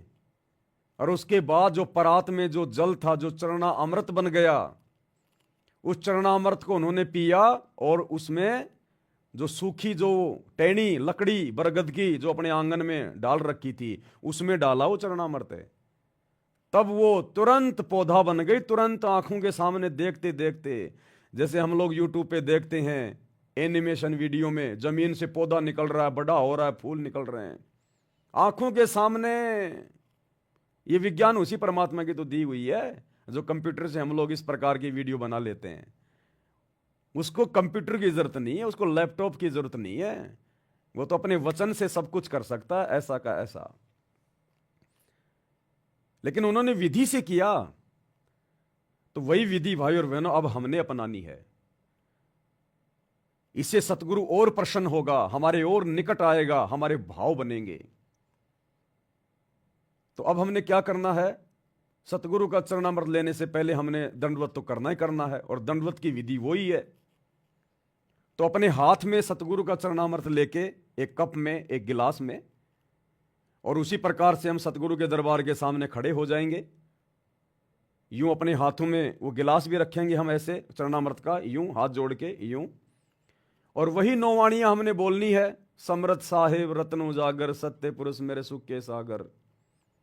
लेकिन ये 9 वाणियां बोलते समय हमारे को जो भी 1 मिनट का समय लगता है या 1.5 मिनट का समय लगता है, हमने क्या करना है, हमने मानसिक क्रिया करनी है। ये 9 वाणियां प्यार प्रेम से बोलते समय हमारा ध्यान, हमारी सुरती ये होनी चाहिए कि सामने चेयर पर या बेड पर, सिंहासन पर मेरे गुरुदेव भगवान बैठे हुए हैं, और मैं उनके जो वो चरण कमल हैं उनको धो रहा हूं, मैं उनके चरण कमल धो रहा हूं, गुरुदेव के चरणों के नीचे एक परात रखी है और मैं गुरुदेव के चरणों के ऊपर जल डाल रहा हूं और वो जल उस परात में नीचे गिर रहा है और उसको मैं पी रहा हूं। हमने इस प्रकार मानसिक क्रिया करनी है ये 9 वाणियां बोलते समय खड़े होकर पहले, और मन में ये चल रहा होना चाहिए सामने गुरुजी बैठे हैं, मेरे एक हाथ में ये जल का लोटा है, एक हाथ से मैं अपने गुरुजी के पैरों को धो रहा हूं और वो जल नीचे गिर रहा है उस परात में, और उसको फिर हम नीचे जमीन पर बैठकर घुटने टेक कर फिर वो 2 वाणियां हम बोलेंगे, कोटि कोटि सिजदा करूं कोटि कोटि प्रणाम, ये वाली 2 वाणियां बोल के, और उसके बाद फिर हमने वो जल समझकर जो मैंने 9 वाणियां बोलते समय जो मैंने चरणामृत को मैंने बनाया है, मैंने वो तैयार किया है, वो चरणामृत समझकर अपने हाथ में फिर हमने उसको इस प्रकार से पीना हमने। तो हमारा ध्यान हमारे गुरुदेव के चरणों में रहा। और भाई परमात्मा कहते हैं ये भक्ति तो मन कर्म और वचन की है, ये भक्ति मन कर्म वचन की है। चाहे हम किसी को मन ही मन में कोई गाली निकाल दें या किसी का हम कोई बुरा सोच लें, या चाहे अपनी जुबान से हम किसी के प्रति कोई बुरा बोल दें, या इस शरीर से हम किसी का कोई नुकसान कर दें, पाप तो बराबर लगता है ना। तो इसी प्रकार ये भक्ति है। हम चाहे मानसिक रूप से अपने गुरुजी के चरणामृतों को, अपने गुरुजी के चरणों को धो के उनका चरणामृत बना लें, चाहे साक्षात बना लें, वो चरणामृत बन गया। अगर आपने गुरु को भगवान मान के, परमात्मा मान के, और यदि आप मर्यादाओं में हैं और यदि आपने वो क्रिया मानसिक रूप से की है तो वो आपका चरणामृत बन गया, ओरिजिनल चरणामृत, ओरिजिनल। अरे कल को सतगुरु सतलोक चला जाएगा, फिर कैसे उनके चरण धोके पियोगे, फिर कहां से लाओगे चरणामृत? कब तक बढ़ाते रहोगे? उसका अंश क्या समाप्त नहीं होगा? तो यही विधि चलेगी। अब हमने सतगुरु को शब्द रूप में अपने घर पर बैठाना है, अपने घट में बैठाना है। ये शब्द स्वरूपी राम है। घटी हिम गंगा, घटी हिम जमुना, घटी हिम जगदीश सतगुरु तारेंगे। हम हैं शब्द, शब्द हम माए, और हमसे भिन्न और कछु नाही। मोको कहां ढूंढे रे बंदे, मैं तो तेरे पास में। अब हमने सतगुरु को शब्द रूप में लेना है, क्योंकि हमने गुरु को परमात्मा मान लिया, कबीर जी मान लिया। और कबीर का शरीर हाड़ मांस का नहीं है, कबीर का शरीर सूक्ष्म है, नूरी है। तो अब हमने इस प्रकार रोजाना चरणामृत बनाना है। रोज आपके घर में जो बोतल रखी है, बहुत अच्छी बात है, आप उसको रखिएगा, आप भर के अपने दरबार में वो रखिएगा, वो मालिक की वाणियों से चार्ज होता रहेगा वो जल। लेकिन उसी जल को सुबह डाल के गिलास में, और हमने रोज जो है, रोज हमने वो चरणामृत बनाना है, अपने गुरु जी के चरणों को धो के, मानसिक क्रिया करके। गुरु जी की फोटो के ऊपर नहीं डालना, मानसिक क्रिया करनी है हमने, मानसिक क्रिया। और रोज हमने इस प्रकार से 9 वाणियां बोलते समय रोजाना हमने चरणामृत बनाना अपना, और रोज हमने उस चरणामृत को पीना हमने। भाई दास को परमात्मा ने प्रेरणा की, इसलिए मैंने आप भाई बहनों को यह बात बताई है। अब देखो ये भक्ति मार्ग है, ये जबरदस्ती का मार्ग नहीं है, मैंने कह दिया आपने अपना लिया, ये ऐसा मार्ग नहीं है। अपने गुरुदेव भगवान को दंडवत करना, उनसे आज्ञा लेना, और आपकी आत्मा यदि आपको गवाही दे कि ये बिल्कुल सत्य है, ज्ञान आधार से है, इससे तो हमारे भाव भी बढ़ेंगे, हमारी भक्ति बढ़ेगी, हमारा समर्पण बढ़ेगा। तो आप इस क्रिया को लागू करना, और किसी पवन दास की बात मान के नहीं, किसी पवन दास का कोई आदेश मान के नहीं, ये सोचकर कि इस कुत्ते पवन दास को मेरे लिए मेरे गुरुदेव ने निमित्त बनाकर ये बात मुझ तक पहुंचाई है, ये मेरे गुरुदेव का फरमान है, इस कुत्ते का फरमान नहीं है, इस पवन दास का। ये तो खाली एक संदेश वाहक है, एक यंत्र है, मेरे तक ये बात पहुंचाने के लिए मेरे गुरुदेव ने इसको निमित्त बनाया है। और अपने गुरु जी का आदेश मान के, उनको दंडोत करके, फिर आपने इस क्रिया को शुरू करना है। तो मुझे तो बड़ा अच्छा लगा, मैंने किया, और वास्तव में आत्मा गदगद होती है, क्योंकि ये सूक्ष्म भक्ति है भाई और बहनों, सूक्ष्म भक्ति है। और आने वाले समय में ऐसा ही होगा, इसी प्रकार से चलेगा, तभी हम अपने भगवान को भगवान मानेंगे। नहीं तो गुरुदेव के सतलोक जाने के बाद फिर कौन उनको परमात्मा मानेगा? सब ये सोचेंगे गुरुजी तो गए, गुरुजी तो गए। अब जिसने ये सोच लिया गुरुजी तो गए, फिर तुम कितनी भक्ति कर लो, फिर तुम भी रह गए। तो हमने इस प्रकार से गुरु को परमात्मा मान के, शब्द में मान के, शब्द रूप में मान के, और हमने ये क्रिया करनी है। तो दो तो ये हो गई भाई और बहनों। और तीसरी बात बहुत ज्यादा इंपॉर्टेंट है और इसी से जुड़ी हुई है, और अब हमने गफलतबाजी नहीं करनी है परमात्मा की भक्ति में बिल्कुल भी। ये सबसे पहला काम होना चाहिए। परमात्मा की तीनों समय की आरती भले लेट सेट हो जाए, वो एक बात अलग है किसी काम की वजह से, लेकिन करनी हमने श्रद्धा से है, पूरे समर्पण भाव से करनी हमने। दास के पास में एक किसी मुस्लिम भाई का कोई वीडियो आया यूट्यूब पे, कोई मौलाना थे, दुनिया भर के मुफ्ती हैं, मौलाना हैं, साधु संत अपने प्रवचन देते रहते हैं आजकल। तो उसका एक छोटा सा एक शॉर्ट वीडियो आया मेरे पास में, और वो बात तुरंत मेरे हृदय में समा गई। तुरंत मेरे हृदय में समा गई वो बात कि बिल्कुल 16 आने सही बात है। क्योंकि देखो, परमात्मा किसी को भी निमित्त बना सकता अपना संदेशा देने के लिए। ये जरूरी नहीं है कि वो मौलाना वो बकरे खा रहा है, मुर्गे खा रहा है, मुसलमान धर्म की वेशभूषा बना के अल्लाह अल्लाह कर रहा है और अल्लाह को निराकार मान रहा है। वो कुछ भी कर रहा है, उसकी अपनी अज्ञानता, उसकी अपनी सोच है। लेकिन संदेशा परमात्मा किसी के माध्यम से भी दिलवा सकता है। गधे से भी ज्ञान मिल जाए तो ले लेना चाहिए, जिस ज्ञान के ग्रहण करने से यदि हमें फायदा मिल रहा है तो उस मौलाना की वो बात परमात्मा के आशीर्वाद से, गुरुदेव भगवान के आशीर्वाद से, मालिक ने पहुंचानी थी, उसके माध्यम से वो पहुंच गई। और मुझे बड़ा अच्छा लगा और मैंने उसको बिल्कुल आज ही फॉलो किया अपने परमात्मा का आदेश मान के। क्योंकि जो सच्ची बात होगी वो आत्मा को तुरंत स्वीकार्य हो जाएगी। क्या बताया उसने, आप और हमने विचार करना चाहिए। क्योंकि ओरिजिनल निमाज वर्तमान में अगर धरती पर किसी के पास है, आप और हमारे पास में है। ओरिजिनल निमाज हजरत मोहम्मद के पास भी नहीं थी। हालांकि हजरत मोहम्मद जी को रोजे, बंग और नमाज, ये 3 चीजें ये कबीर परमात्मा ने दी थी, शैतान ने नहीं दी थी। रोजे, बंग और नमाज, उसके पास भक्ति के लिए कुछ नहीं है। तप करो, तप और ओम नाम का जाप करो, इसके अलावा वो कुछ नहीं दे सकता। परमात्मा सूक्ष्म वेद में कहते हैं ना, रोजा बंक निमाज दई रे, बिस्मिल कील नहीं बात कही रे। कबीर परमेश्वर ने क्या कहा? अभी आप जो पुस्तक जिस पर वीडियो बनाए जा रहे हैं, मुसलमान नहीं समझे ज्ञान कुरान, अभी उसमें जिक्र आएगा आगे 5 नंबर वीडियो में। तो गुरुदेव ने बताया, रोजा बंक नमाज दई रे और बिस्मिल की नहीं बात कही रे। बिस्मिल यानी मांस खाना, जीव काटना। कबीर परमात्मा ने कहा कि जब हजरत मोहम्मद काबा में गया हुआ था हज करने के लिए, तब मैं उसको जिंदा महात्मा के रूप में मिला था वहां पर। ये सतगुरु रामपाल जी भगवान, ये कबीर मालिक, और हजरत मोहम्मद जी को अपने साथ में मिनी सतलोक लेकर गए थे,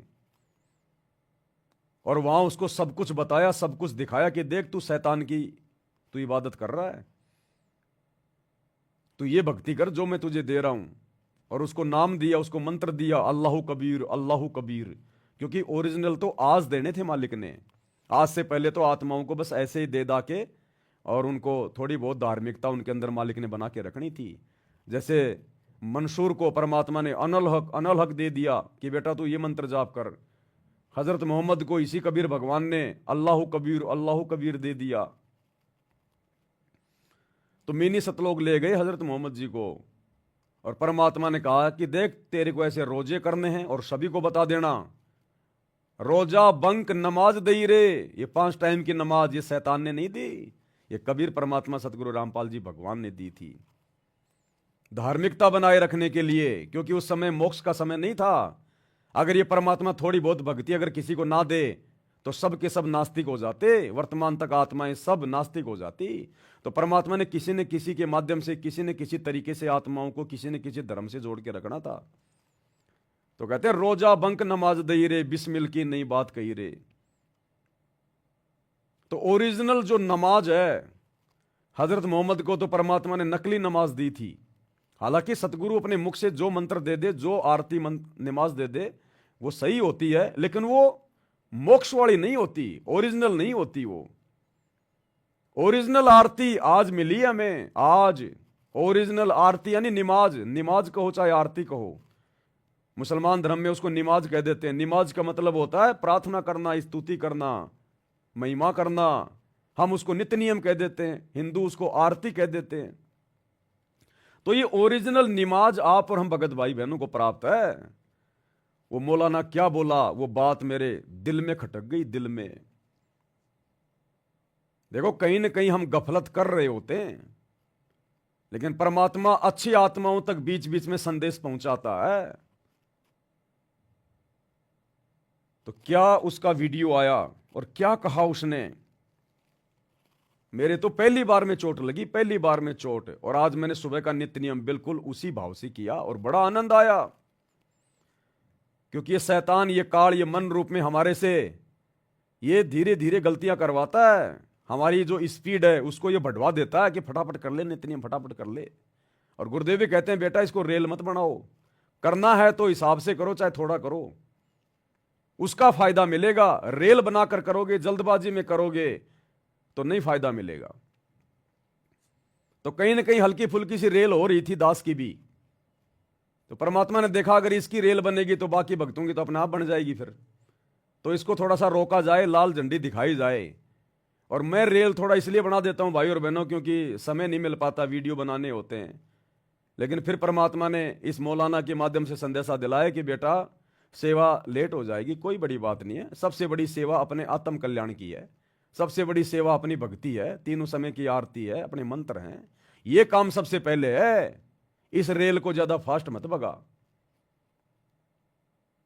तो दास तक परमात्मा ने संदेशा पहुंचाया, मैंने अपनी गलती की क्षमा याचना की, और आप भाई बहनों तक भी मैं संदेशा पहुंचा रहा हूं। तो ये मौलाना साहब क्या कह रहे हैं, ये कह रहा है कि जिस प्रकार वो अल्लाह, अब अल्लाह कौन है हमें पता चल गया, अल्लाह कबीर सतगुरु रामपाल जी।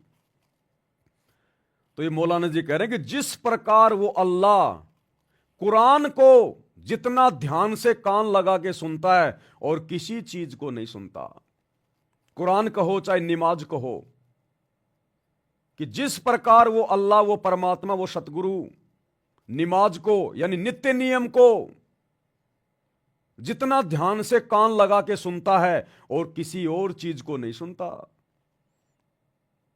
हम जो नित्य नियम कर रहे हैं, तीनों समय की हम जो आरती कर रहे हैं, इस आरती को हमारा गुरुदेव भगवान ये कबीर परमात्मा बड़े ध्यान से सुनता है, उसको आनंद आता है, उसको रस आता है, उसको बड़ी अच्छी लगती हैं।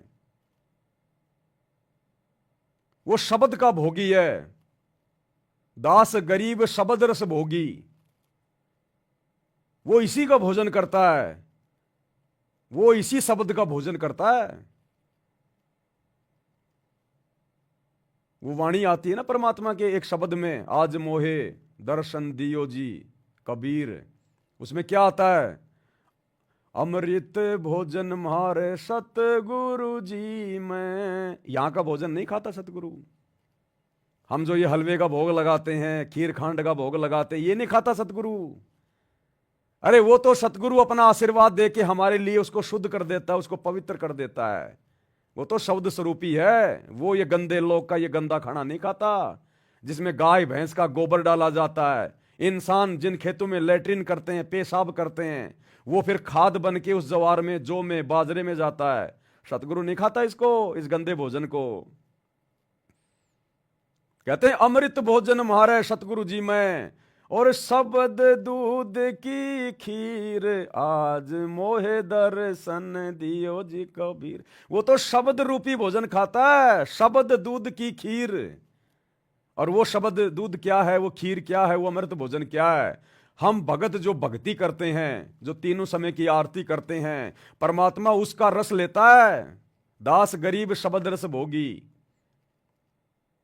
हमें दिखाई नहीं देता, लेकिन सतगुरु अपने प्रत्येक भगत के पास में जाके बैठ जाता है। जब वो आरती करना शुरू करता है, अपने मुख से पाठ करता है, भक्ति बोध हाथ में लेके, वो सूक्ष्म रूप में सामने बैठ जाता है। नहीं तो ये बाकी 800 करोड़ की जनसंख्या देख लो, एक शब्द भी निकाल के दिखा दो कोई, गुरु जी की आरती उनसे करवा के दिखा दो, आप देखे काल नहीं करने देगा, शैतान बैठा है। तो ये सतगुरु लेके डंडा उस घर में आके बैठ जाता है जब वो भगत तीनों समय की आरती करता है, सुमरण करता है उस समय, और सुनता है। और जो जितना प्यार से करेगा, जितने प्रेम से करेगा, जितना अपने गुरु जी में ध्यान रख के करेगा, वो अपने गुरु जी को उतना ही अच्छा और मीठा भोजन करवा रहा है। वो शब्द रूपी खीर अपने गुरुदेव के मुख में जा रही है, गुरुदेव उसको सुन रहा है, आनंदित हो रहा है। अरे जिस प्रकार ये जो बॉलीवुड में जो गाने गाती हैं लड़कियां, इनको कैसे किया जाता है, इनको सेलेक्ट? अखबार में विज्ञापन दिया जाता है कि जिसको गाना गाना आता है, जिसकी आवाज अच्छी है, वो आ जाओ जी, आपकी ट्रेनिंग होगी, आप लोगों के लिए वो होगा। सब लोग ले लेके अपना बायोडाटा पहुंच जाते हैं, और बॉलीवुड के 4-5 लोग जो गायकार होते हैं, जो बड़े बड़े, वो वहां पहुंच जाते हैं। वो सामने बैठ जाएंगे वहां पर, वो जज बन के, और सामने आएंगे लड़के और लड़कियां, अपना अपना वो गाना गाएंगी, बेस्ट गाने का प्रयास करेंगी। लेकिन सामने वालों को, उन बैठे हुए लोगों को, उन जजों को, जिनकी आवाज पसंद आएगी, जिनका गाने का तरीका पसंद आएगा, उसी को सेलेक्ट कर लेंगे, और वही आगे चल के फिर फिल्मों में गाना गाता है, पैसे कमाता है। तो जो भगत इस प्रकार से नित्य नियम करेगा, आरती करेगा, सुमरण करेगा, बड़े ध्यान से गुरु में ध्यान लगा के, गुरु को साक्षात सामने बैठा हुआ मानकर, कोई जल्दबाजी नहीं, दुनिया भर की दिमाग में कोई बातें नहीं, तब जाकर सतगुरु उन चीजों को स्वीकार करेगा। हम लोग संध्या आरती पढ़ते हैं, संध्या आरती की शुरुआत में क्या आता है? पहली आरती हरि दरबारे, तेज पुंज जहां प्राण उधारे, पाती पंच पोहप कर पूजा, देव निरंजन और न दूजा, खंड खंड में आरती गाजे, सकल मई हर ज्योत विराजे, शांति सरोवर मंजन कीजे, जत की धोती तन पे लीजे, ज्ञान अंगोछा मैल न राखै, शब्द जनेऊ धर्म जनेऊ शतमुख भाषा। और कहते हैं सो संध्या हमरे मन मानी, कहे कबीर सुनो रे ज्ञानी। गुरुदेव कहते हैं सो संध्या हमरे मन मानी, इस प्रकार से की गई संध्या आरती मैं स्वीकार करता हूं, हमरे मन मानी, कहे कबीर सुनो रे ज्ञानी। जो इस प्रकार से संध्या आरती जो करेगा ध्यान से, हर प्रकार मर्यादा में रह के, गुरुदेव कहते हैं सो संध्या हमरे मन मानी, कहे कबीर सुनो रे ज्ञानी, कि भक्तों सुन लो कान खोल के। अगर तुम इस प्रकार से आरतियां, अगर तुम नित्य नियम ये करोगे, नमाज अगर तुम ये करोगे, तो तुम्हारा गुरु, तुम्हारा परमात्मा स्वीकार करेगा, नहीं तो नहीं करेगा। अब खाते पीते उठते बैठते बसों में आते जाते आरतियां कर रहे हो तो परमात्मा स्वीकार नहीं करेगा। दया भाव, दया भाव प्रेम, कुछ ऐसी वाणी आती है उसमें, दया भाव तिलक मस्तक दीजिए, और प्रेम भक्ति का आचमन लीजिए, सो संध्या हमरे मन मानी, कहे कबीर सुनो रे ज्ञानी। तो ये सारी बातें गुरुदेव ने हमें बता रखी हैं, समझा रखी हैं, लेकिन हम मन के प्रभाव में रहते हैं, जड़ बुद्धि जीव हैं, हम इतना ध्यान नहीं दे पाते, गौर नहीं कर पाते, कहीं ना कहीं हम गफलत करना शुरू कर देते हैं। तो परमात्मा फिर बीच बीच में अपनी प्यारी आत्माओं को जगाने का भी प्रयास करता है कि बच्चों गफलत मत करो। अरे मैं रोजाना उस आरती का, उस नित्य नियम का, रमेणी का, संध्या आरती का आनंद लेने आ रहा हूं तेरे घर पे, और तू कहीं बीच बीच में भाग रहा है, बिल्कुल रेलगाड़ी की तरह दौड़ रहा है। ध्यान तेरा अपने कहीं जो मतलब ससुराल में घूम रहा है, कहीं अपनी फैक्ट्री में घूम रहा है, दुनियादारी में घूम रहा है ध्यान तेरा। तो तू किसको ध्यान करके आरती कर रहा है? अपने गुरुजी का ध्यान करके कर रहा है, या तू किसी अपने रिश्तेदार का ध्यान करके आरती कर रहा है? जिसको ध्यान करके आरती करेगा, आरती उसी को तो समर्पित होगी।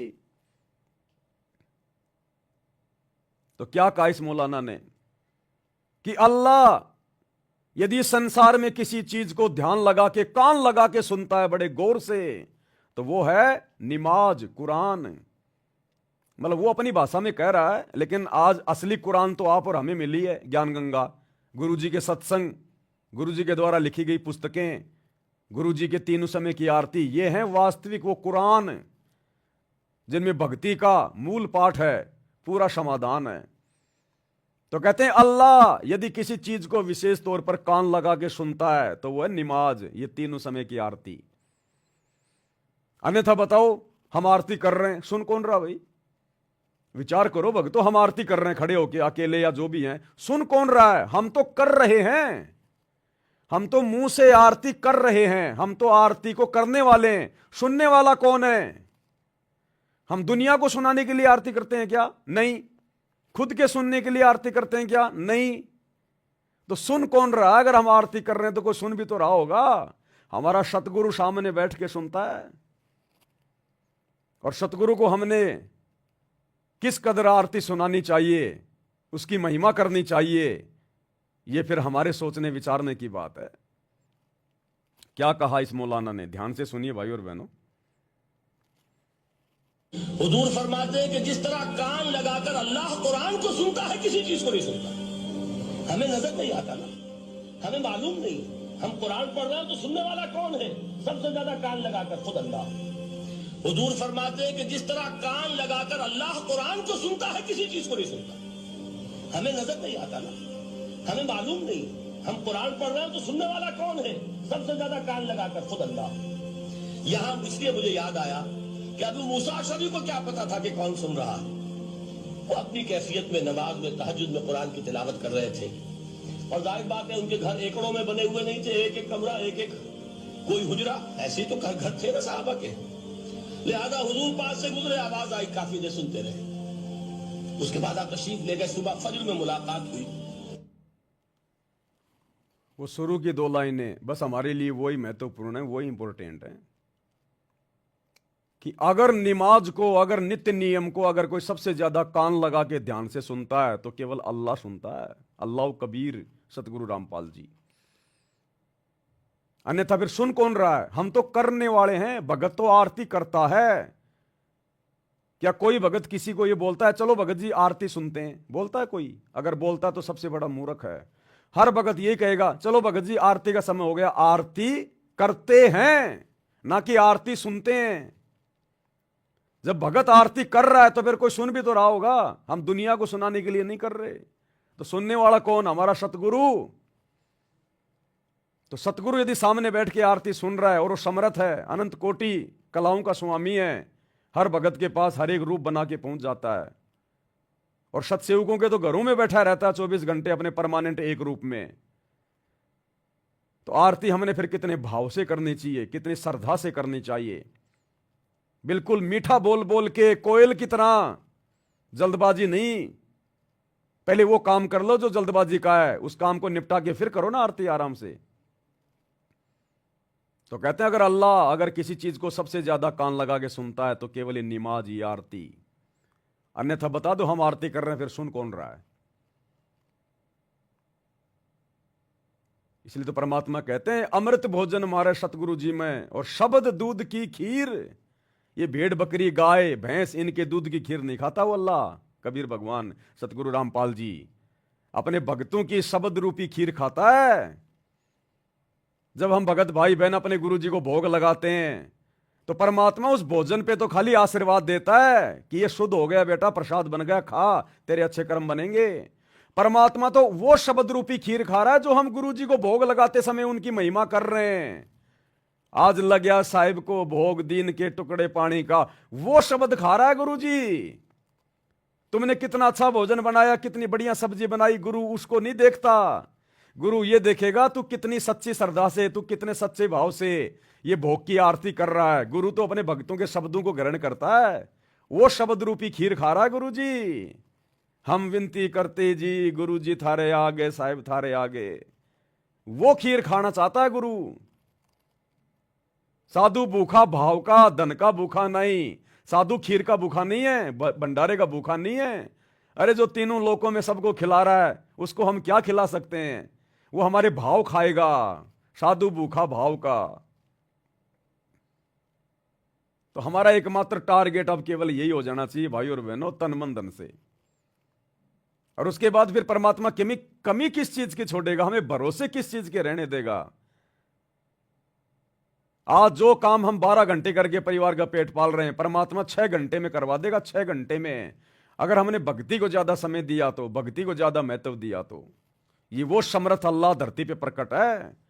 अरे ये मुसलमान, मौलाना, मुफ्ती, आम समाज, चारों धर्मों के लोग इनको तो पता भी नहीं अल्लाह कौन है, भगवान कौन है, कैसा है, कहां रहता है, कैसा दिखाई देता है। और जब ये लोग भी इस प्रकार से डर के अपनी भक्ति कर रहे हैं, तो आप और हमारे तो घर में अल्लाह बैठा हुआ है, हमारे तो घट में अल्लाह बैठा हुआ है, हमें तो पता है अल्लाह कौन है, हम तो डायरेक्ट उसकी शरण में हैं, हमारा तो उससे कनेक्शन जुड़ा हुआ है। फिर हम क्यों नहीं डर रहे?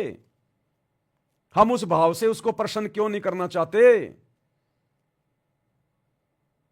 इसलिए हमने अब विचार करना पड़ेगा, इन बातों पे गौर करना पड़ेगा। और इस श्रद्धा से अब हमने अपनी भक्ति को प्रथम महत्व देना पड़ेगा, प्रथम महत्व। तब जाकर ये अल्लाह, ये सतगुरु प्रसन्न होगा। एक बार फिर से सुन लो।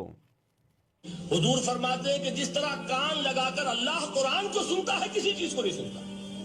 हमें नजर नहीं आता ना, हमें मालूम नहीं, हम कुरान पढ़ रहे हैं तो सुनने वाला कौन है? सबसे ज्यादा कान लगाकर खुद अल्लाह। हुजूर फरमाते हैं कि जिस तरह कान लगाकर अल्लाह कुरान को सुनता है, किसी चीज को नहीं सुनता। हमें नजर नहीं आता ना, हमें मालूम नहीं, हम कुरान पढ़ रहे हैं तो सुनने वाला कौन है? सबसे ज्यादा कान लगाकर खुद अल्लाह।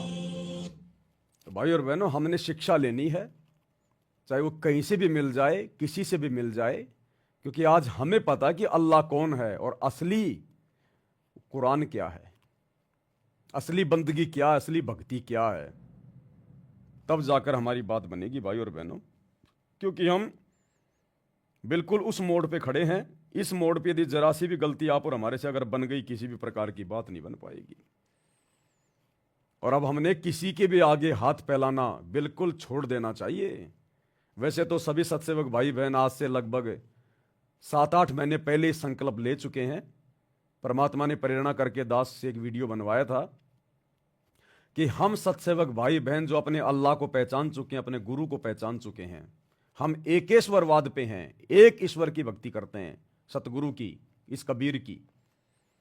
अब हमने दुनिया के आगे हाथ नहीं फैलाने, अब हमने किसी से उधार मदद नहीं मांगनी, विशेषकर अनाज की और ये पैसों की। अब वैसे आड़ोसी पाड़ोसी को अगर कोई सीडी की जरूरत पड़ गई, किसी और चीज की जरूरत पड़ गई, तो ले सकते हैं, दे सकते हैं, वो बात अलग है। लेकिन हमने अनाज के लिए और पैसों के लिए अपने अल्लाह के सिवा, अपने गुरु के सिवा हमने किसी के आगे हाथ नहीं फैलाने, न रिश्तेदारों के आगे। अगर मदद कोई करना चाहता है तो भगत भाई बहन एक दूसरे की मदद कर सकते हैं, हमने जगत के आगे हाथ नहीं फैलाना बिल्कुल भी, नहीं तो हमारा भगवान, हमारा अल्लाह नाराज हो जाएगा कि तेरे को दुनिया की सबसे कीमती चीज मिल गई, तेरे को दुनिया का सबसे बड़ा सेठ, जगत सेठ मिल गया, और तू जगत सेठ का बच्चा होके ढंग से भक्ति ना करके तो दुनिया के आगे हाथ फैला रहा है। देना 5,000 रुपये, देना 10,000 रुपये, देना ये देना वो देना, तो दुनिया का भिखारी है या तू अपने गुरु का भिखारी है। तो परमात्मा भी ऐसे भगत से नाराज होता है कि अभी तक इस नादान ने मेरे को समझा नहीं, इसने मेरे को क्या मान रखा है, जिसने मैंने 21 ब्रह्मांड इस काल को भीख में दे रखे हैं, और मेरी शरण में आके ये दुनिया से भीख मांग रहा है। अरे दुनिया से भीख मांगने का मतलब है काल के आगे हाथ फैलाना, क्योंकि वो काल के तो पुजारी हैं दुनिया वाले। आज हम भगत भाई बहनों को कोई कहे कि लो जी ये सामने शंकर भगवान का मंदिर है, ये विष्णु जी का मंदिर है, कुछ मांग लो इससे, कुछ पैसे टके मांग लो, कोई भाई बहन मांगेगा क्या? अरे नहीं नहीं नहीं, हम नहीं मांगते इन देवी देवताओं से। तो देवी देवताओं के पुजारियों से क्यों मांग रहे हो फिर? वो तो और भी नीच काम है, घटिया काम है।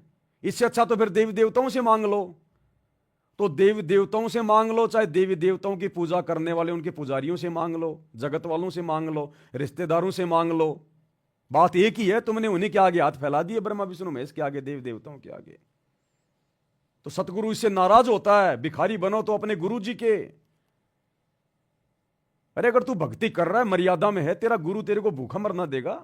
किसी चीज के भरोसे रहने देगा क्या? नेवर, कभी नहीं। जिसने हमारे को जुबान से करने के लिए भोजन दे दिए, क्या उस जुबान को यह परमात्मा भोजन के भरोसे रहने देगा क्या? क्या भगत को भूखा मरने देगा क्या? बार बार गुरुदेव सत्संग में कहते हैं, बच्चों तुम्हारी आवश्यकता से पहले वो जायज वस्तु तुम्हारे घर में लाके तुम्हारा गुरु रख देगा। अगर तुम नेक नीति से भक्ति अगर कर रहे हो, तो मर्यादा में रह के भक्ति कर रहे हो, तो कमी आप और हमारी है जो हम दुनिया के आगे हाथ फैलाते रहते हैं, काल के आगे। एक छोटा सा ऐसा ही वीडियो मेरे को मिला, उसने मुझे बड़ा प्रभावित किया। देखो, जब भगत की श्रद्धा सच्ची हो जाती है ना, जब उसके मन से विषय विकार परमात्मा दूर कर देता है, तो फिर यूट्यूब पर फिर फालतू के वीडियो नहीं आते उसके सामने वीडियो भी फिर अच्छे ही आएंगे, क्योंकि जैसी सोच होगी फिर वैसा ही उसके सामने मटेरियल आएगा। तो ऐसे कोई व्यक्ति, ऐसे किसी मुसलमान भाई से कोई मजाक कर रहा है, कोई बूढ़ा व्यक्ति है, वो कह रहा है कुछ मांग ले, कुछ नरेंद्र मोदी से कुछ मांग ले, अमित शाह से कुछ मांग ले। अरे ना ना ना, कुछ नहीं है। अरे नरेंद्र मोदी कौन? कौन नरेंद्र मोदी? अरे कुछ मांग ले उससे, कुछ मांगोगे, कुछ कहना चाहोगे? ना ना, कुछ नहीं कहना चाहता, जो भी कहेंगे अपने अल्लाह से कहेंगे। अमित शाह से, कौन? कौन अमित शाह? वो बोला भारत का प्रधानमंत्री अमित शाह। कुछ मांग लो। है क्या मांग लो? बोला मांगना है तो मांगो खुदा से। उसने कहा कि मांगना है तो मांगो खुदा से। क्या मांगूंगा मैं तेरे प्रधानमंत्री से, तेरे अमित शाह से, तेरे नरेंद्र मोदी से?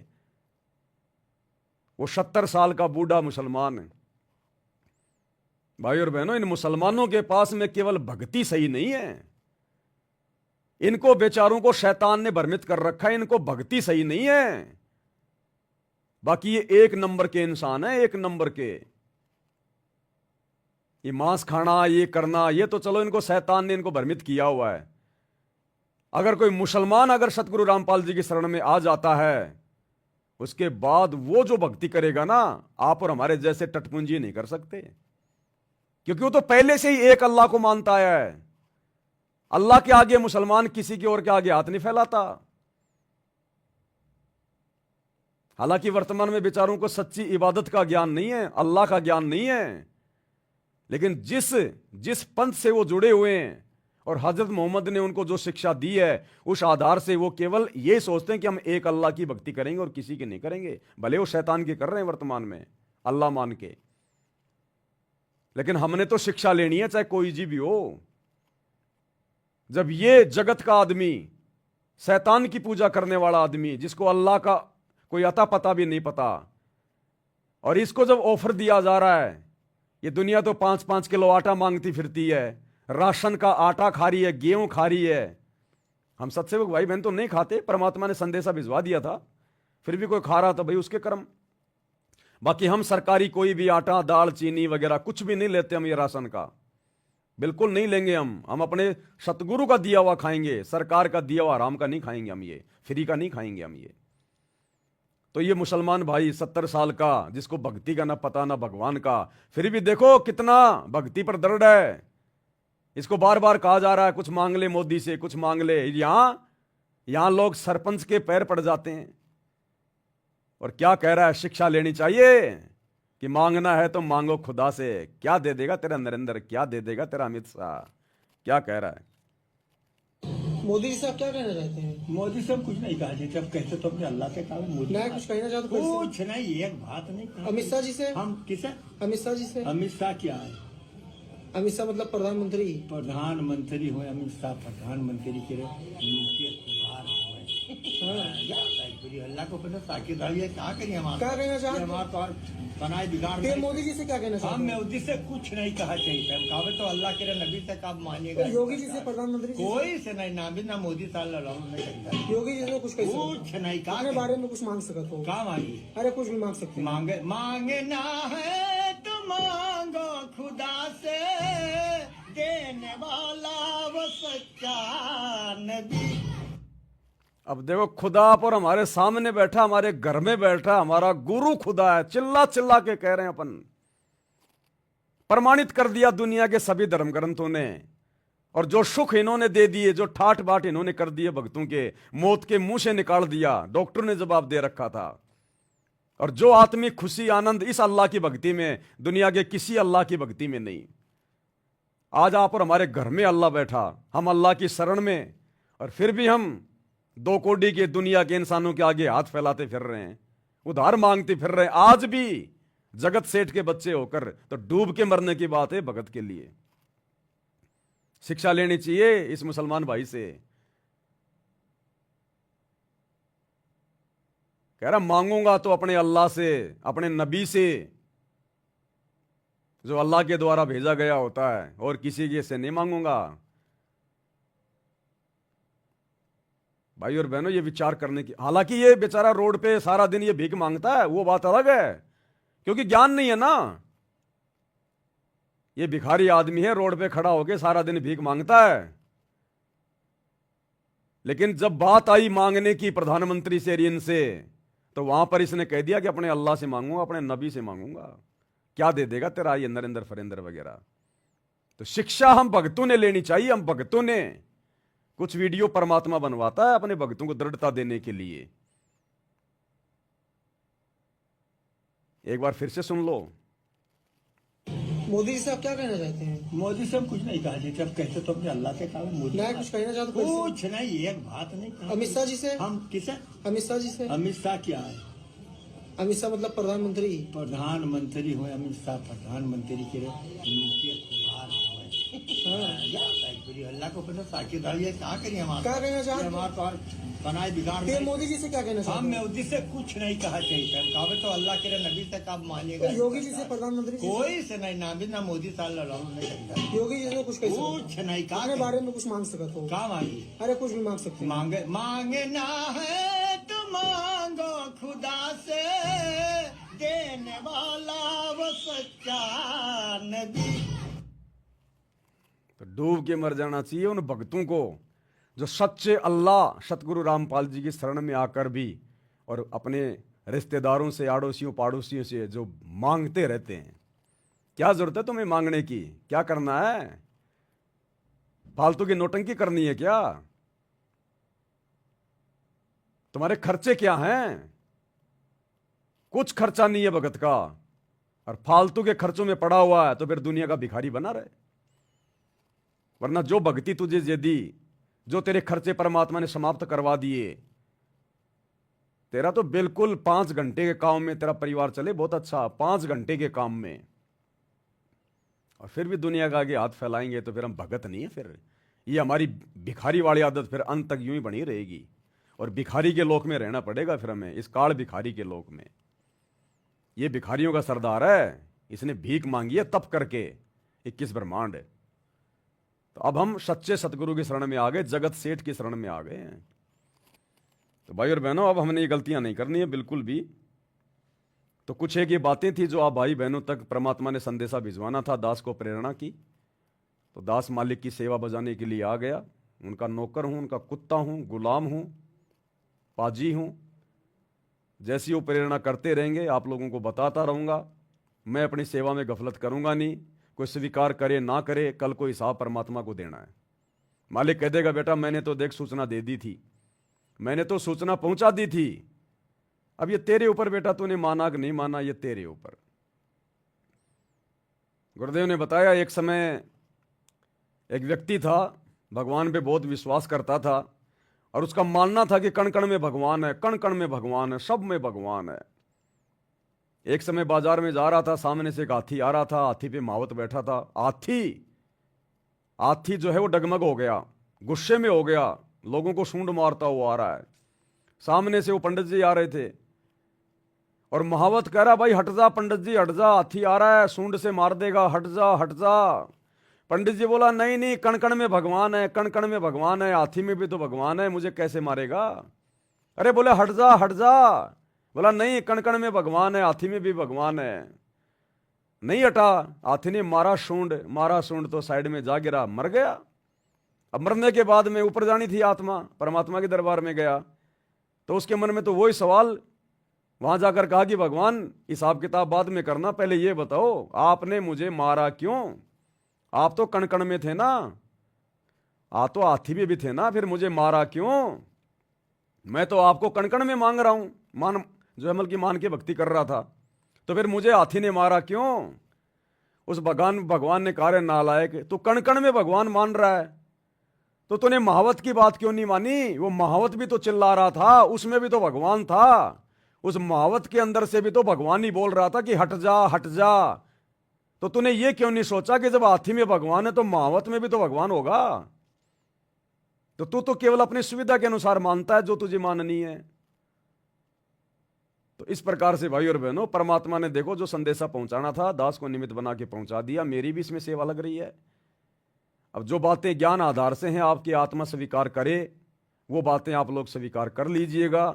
अन्यथा कल को फिर भाई परमात्मा दोषी नहीं रहता। परमात्मा कह देगा बेटा देख, मैं हर एक के पास जाके तो समझाता नहीं, मेरी भी कुछ मर्यादा है, कुछ नियम है। ज्ञान तुम्हारे को मैंने दे दिया था, मेरे ज्ञान को सामने रख के सामने वाले की बातों को तोल लेते कि ये बंदा जो कह रहा है वो वही बात सही है या गलत है, माननी है कि नहीं माननी है। बस 2 टके की बात थी। हर बात को अल्लाह थोड़ी आके कहेगा सामने, परमात्मा थोड़ी कहेगा आके सामने। हम जैसे कुत्तों की सेवा लगा देता है परमात्मा। तो मानना ना मानना, इन तमाम बातों को जो परमेश्वर ने संदेशा भाई बहनों तक भिजवाया है, ये आपके अपने संस्कार पर निर्भर करता है, आपके अपने ज्ञान आधार और बुद्धि विवेक पर निर्भर करता है। मेरी बातें मानने के लिए कोई भी बाध्य ना हो, ना मैं किसी को बाध्य करता, ना मैं किसी को बाध्य करके डरा धमका के परमात्मा का दोषी बन सकता। मेरा काम है संदेशा देना।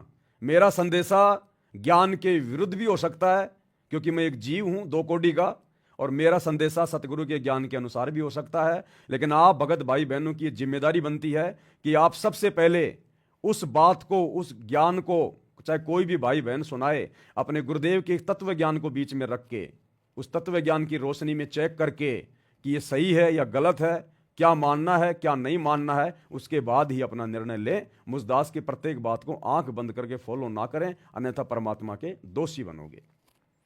तो आज के वीडियो में भाई और बहनों हम केवल इतना ही लेंगे। परमात्मा हम सबको आशीर्वाद दे, सद्बुद्धि दे, और रात्रि 8 बजे सभी भाई बहन मुसलमान नहीं समझे ज्ञान कुरान, इस पुस्तक के ऊपर जो वीडियो बन रहे हैं, हम भगत भाई बहनों के लिए भी बहुत गहरी गहरी शिक्षाएं हैं, उसमें भी जुड़िए और वीडियो को ज़्यादा से ज़्यादा शेयर कीजिए। बंदी छोड़ सतगुरु रामपाल जी भगवान की जय हो। भाई जो गुरु बचन पे डट के कट गए फंद 84।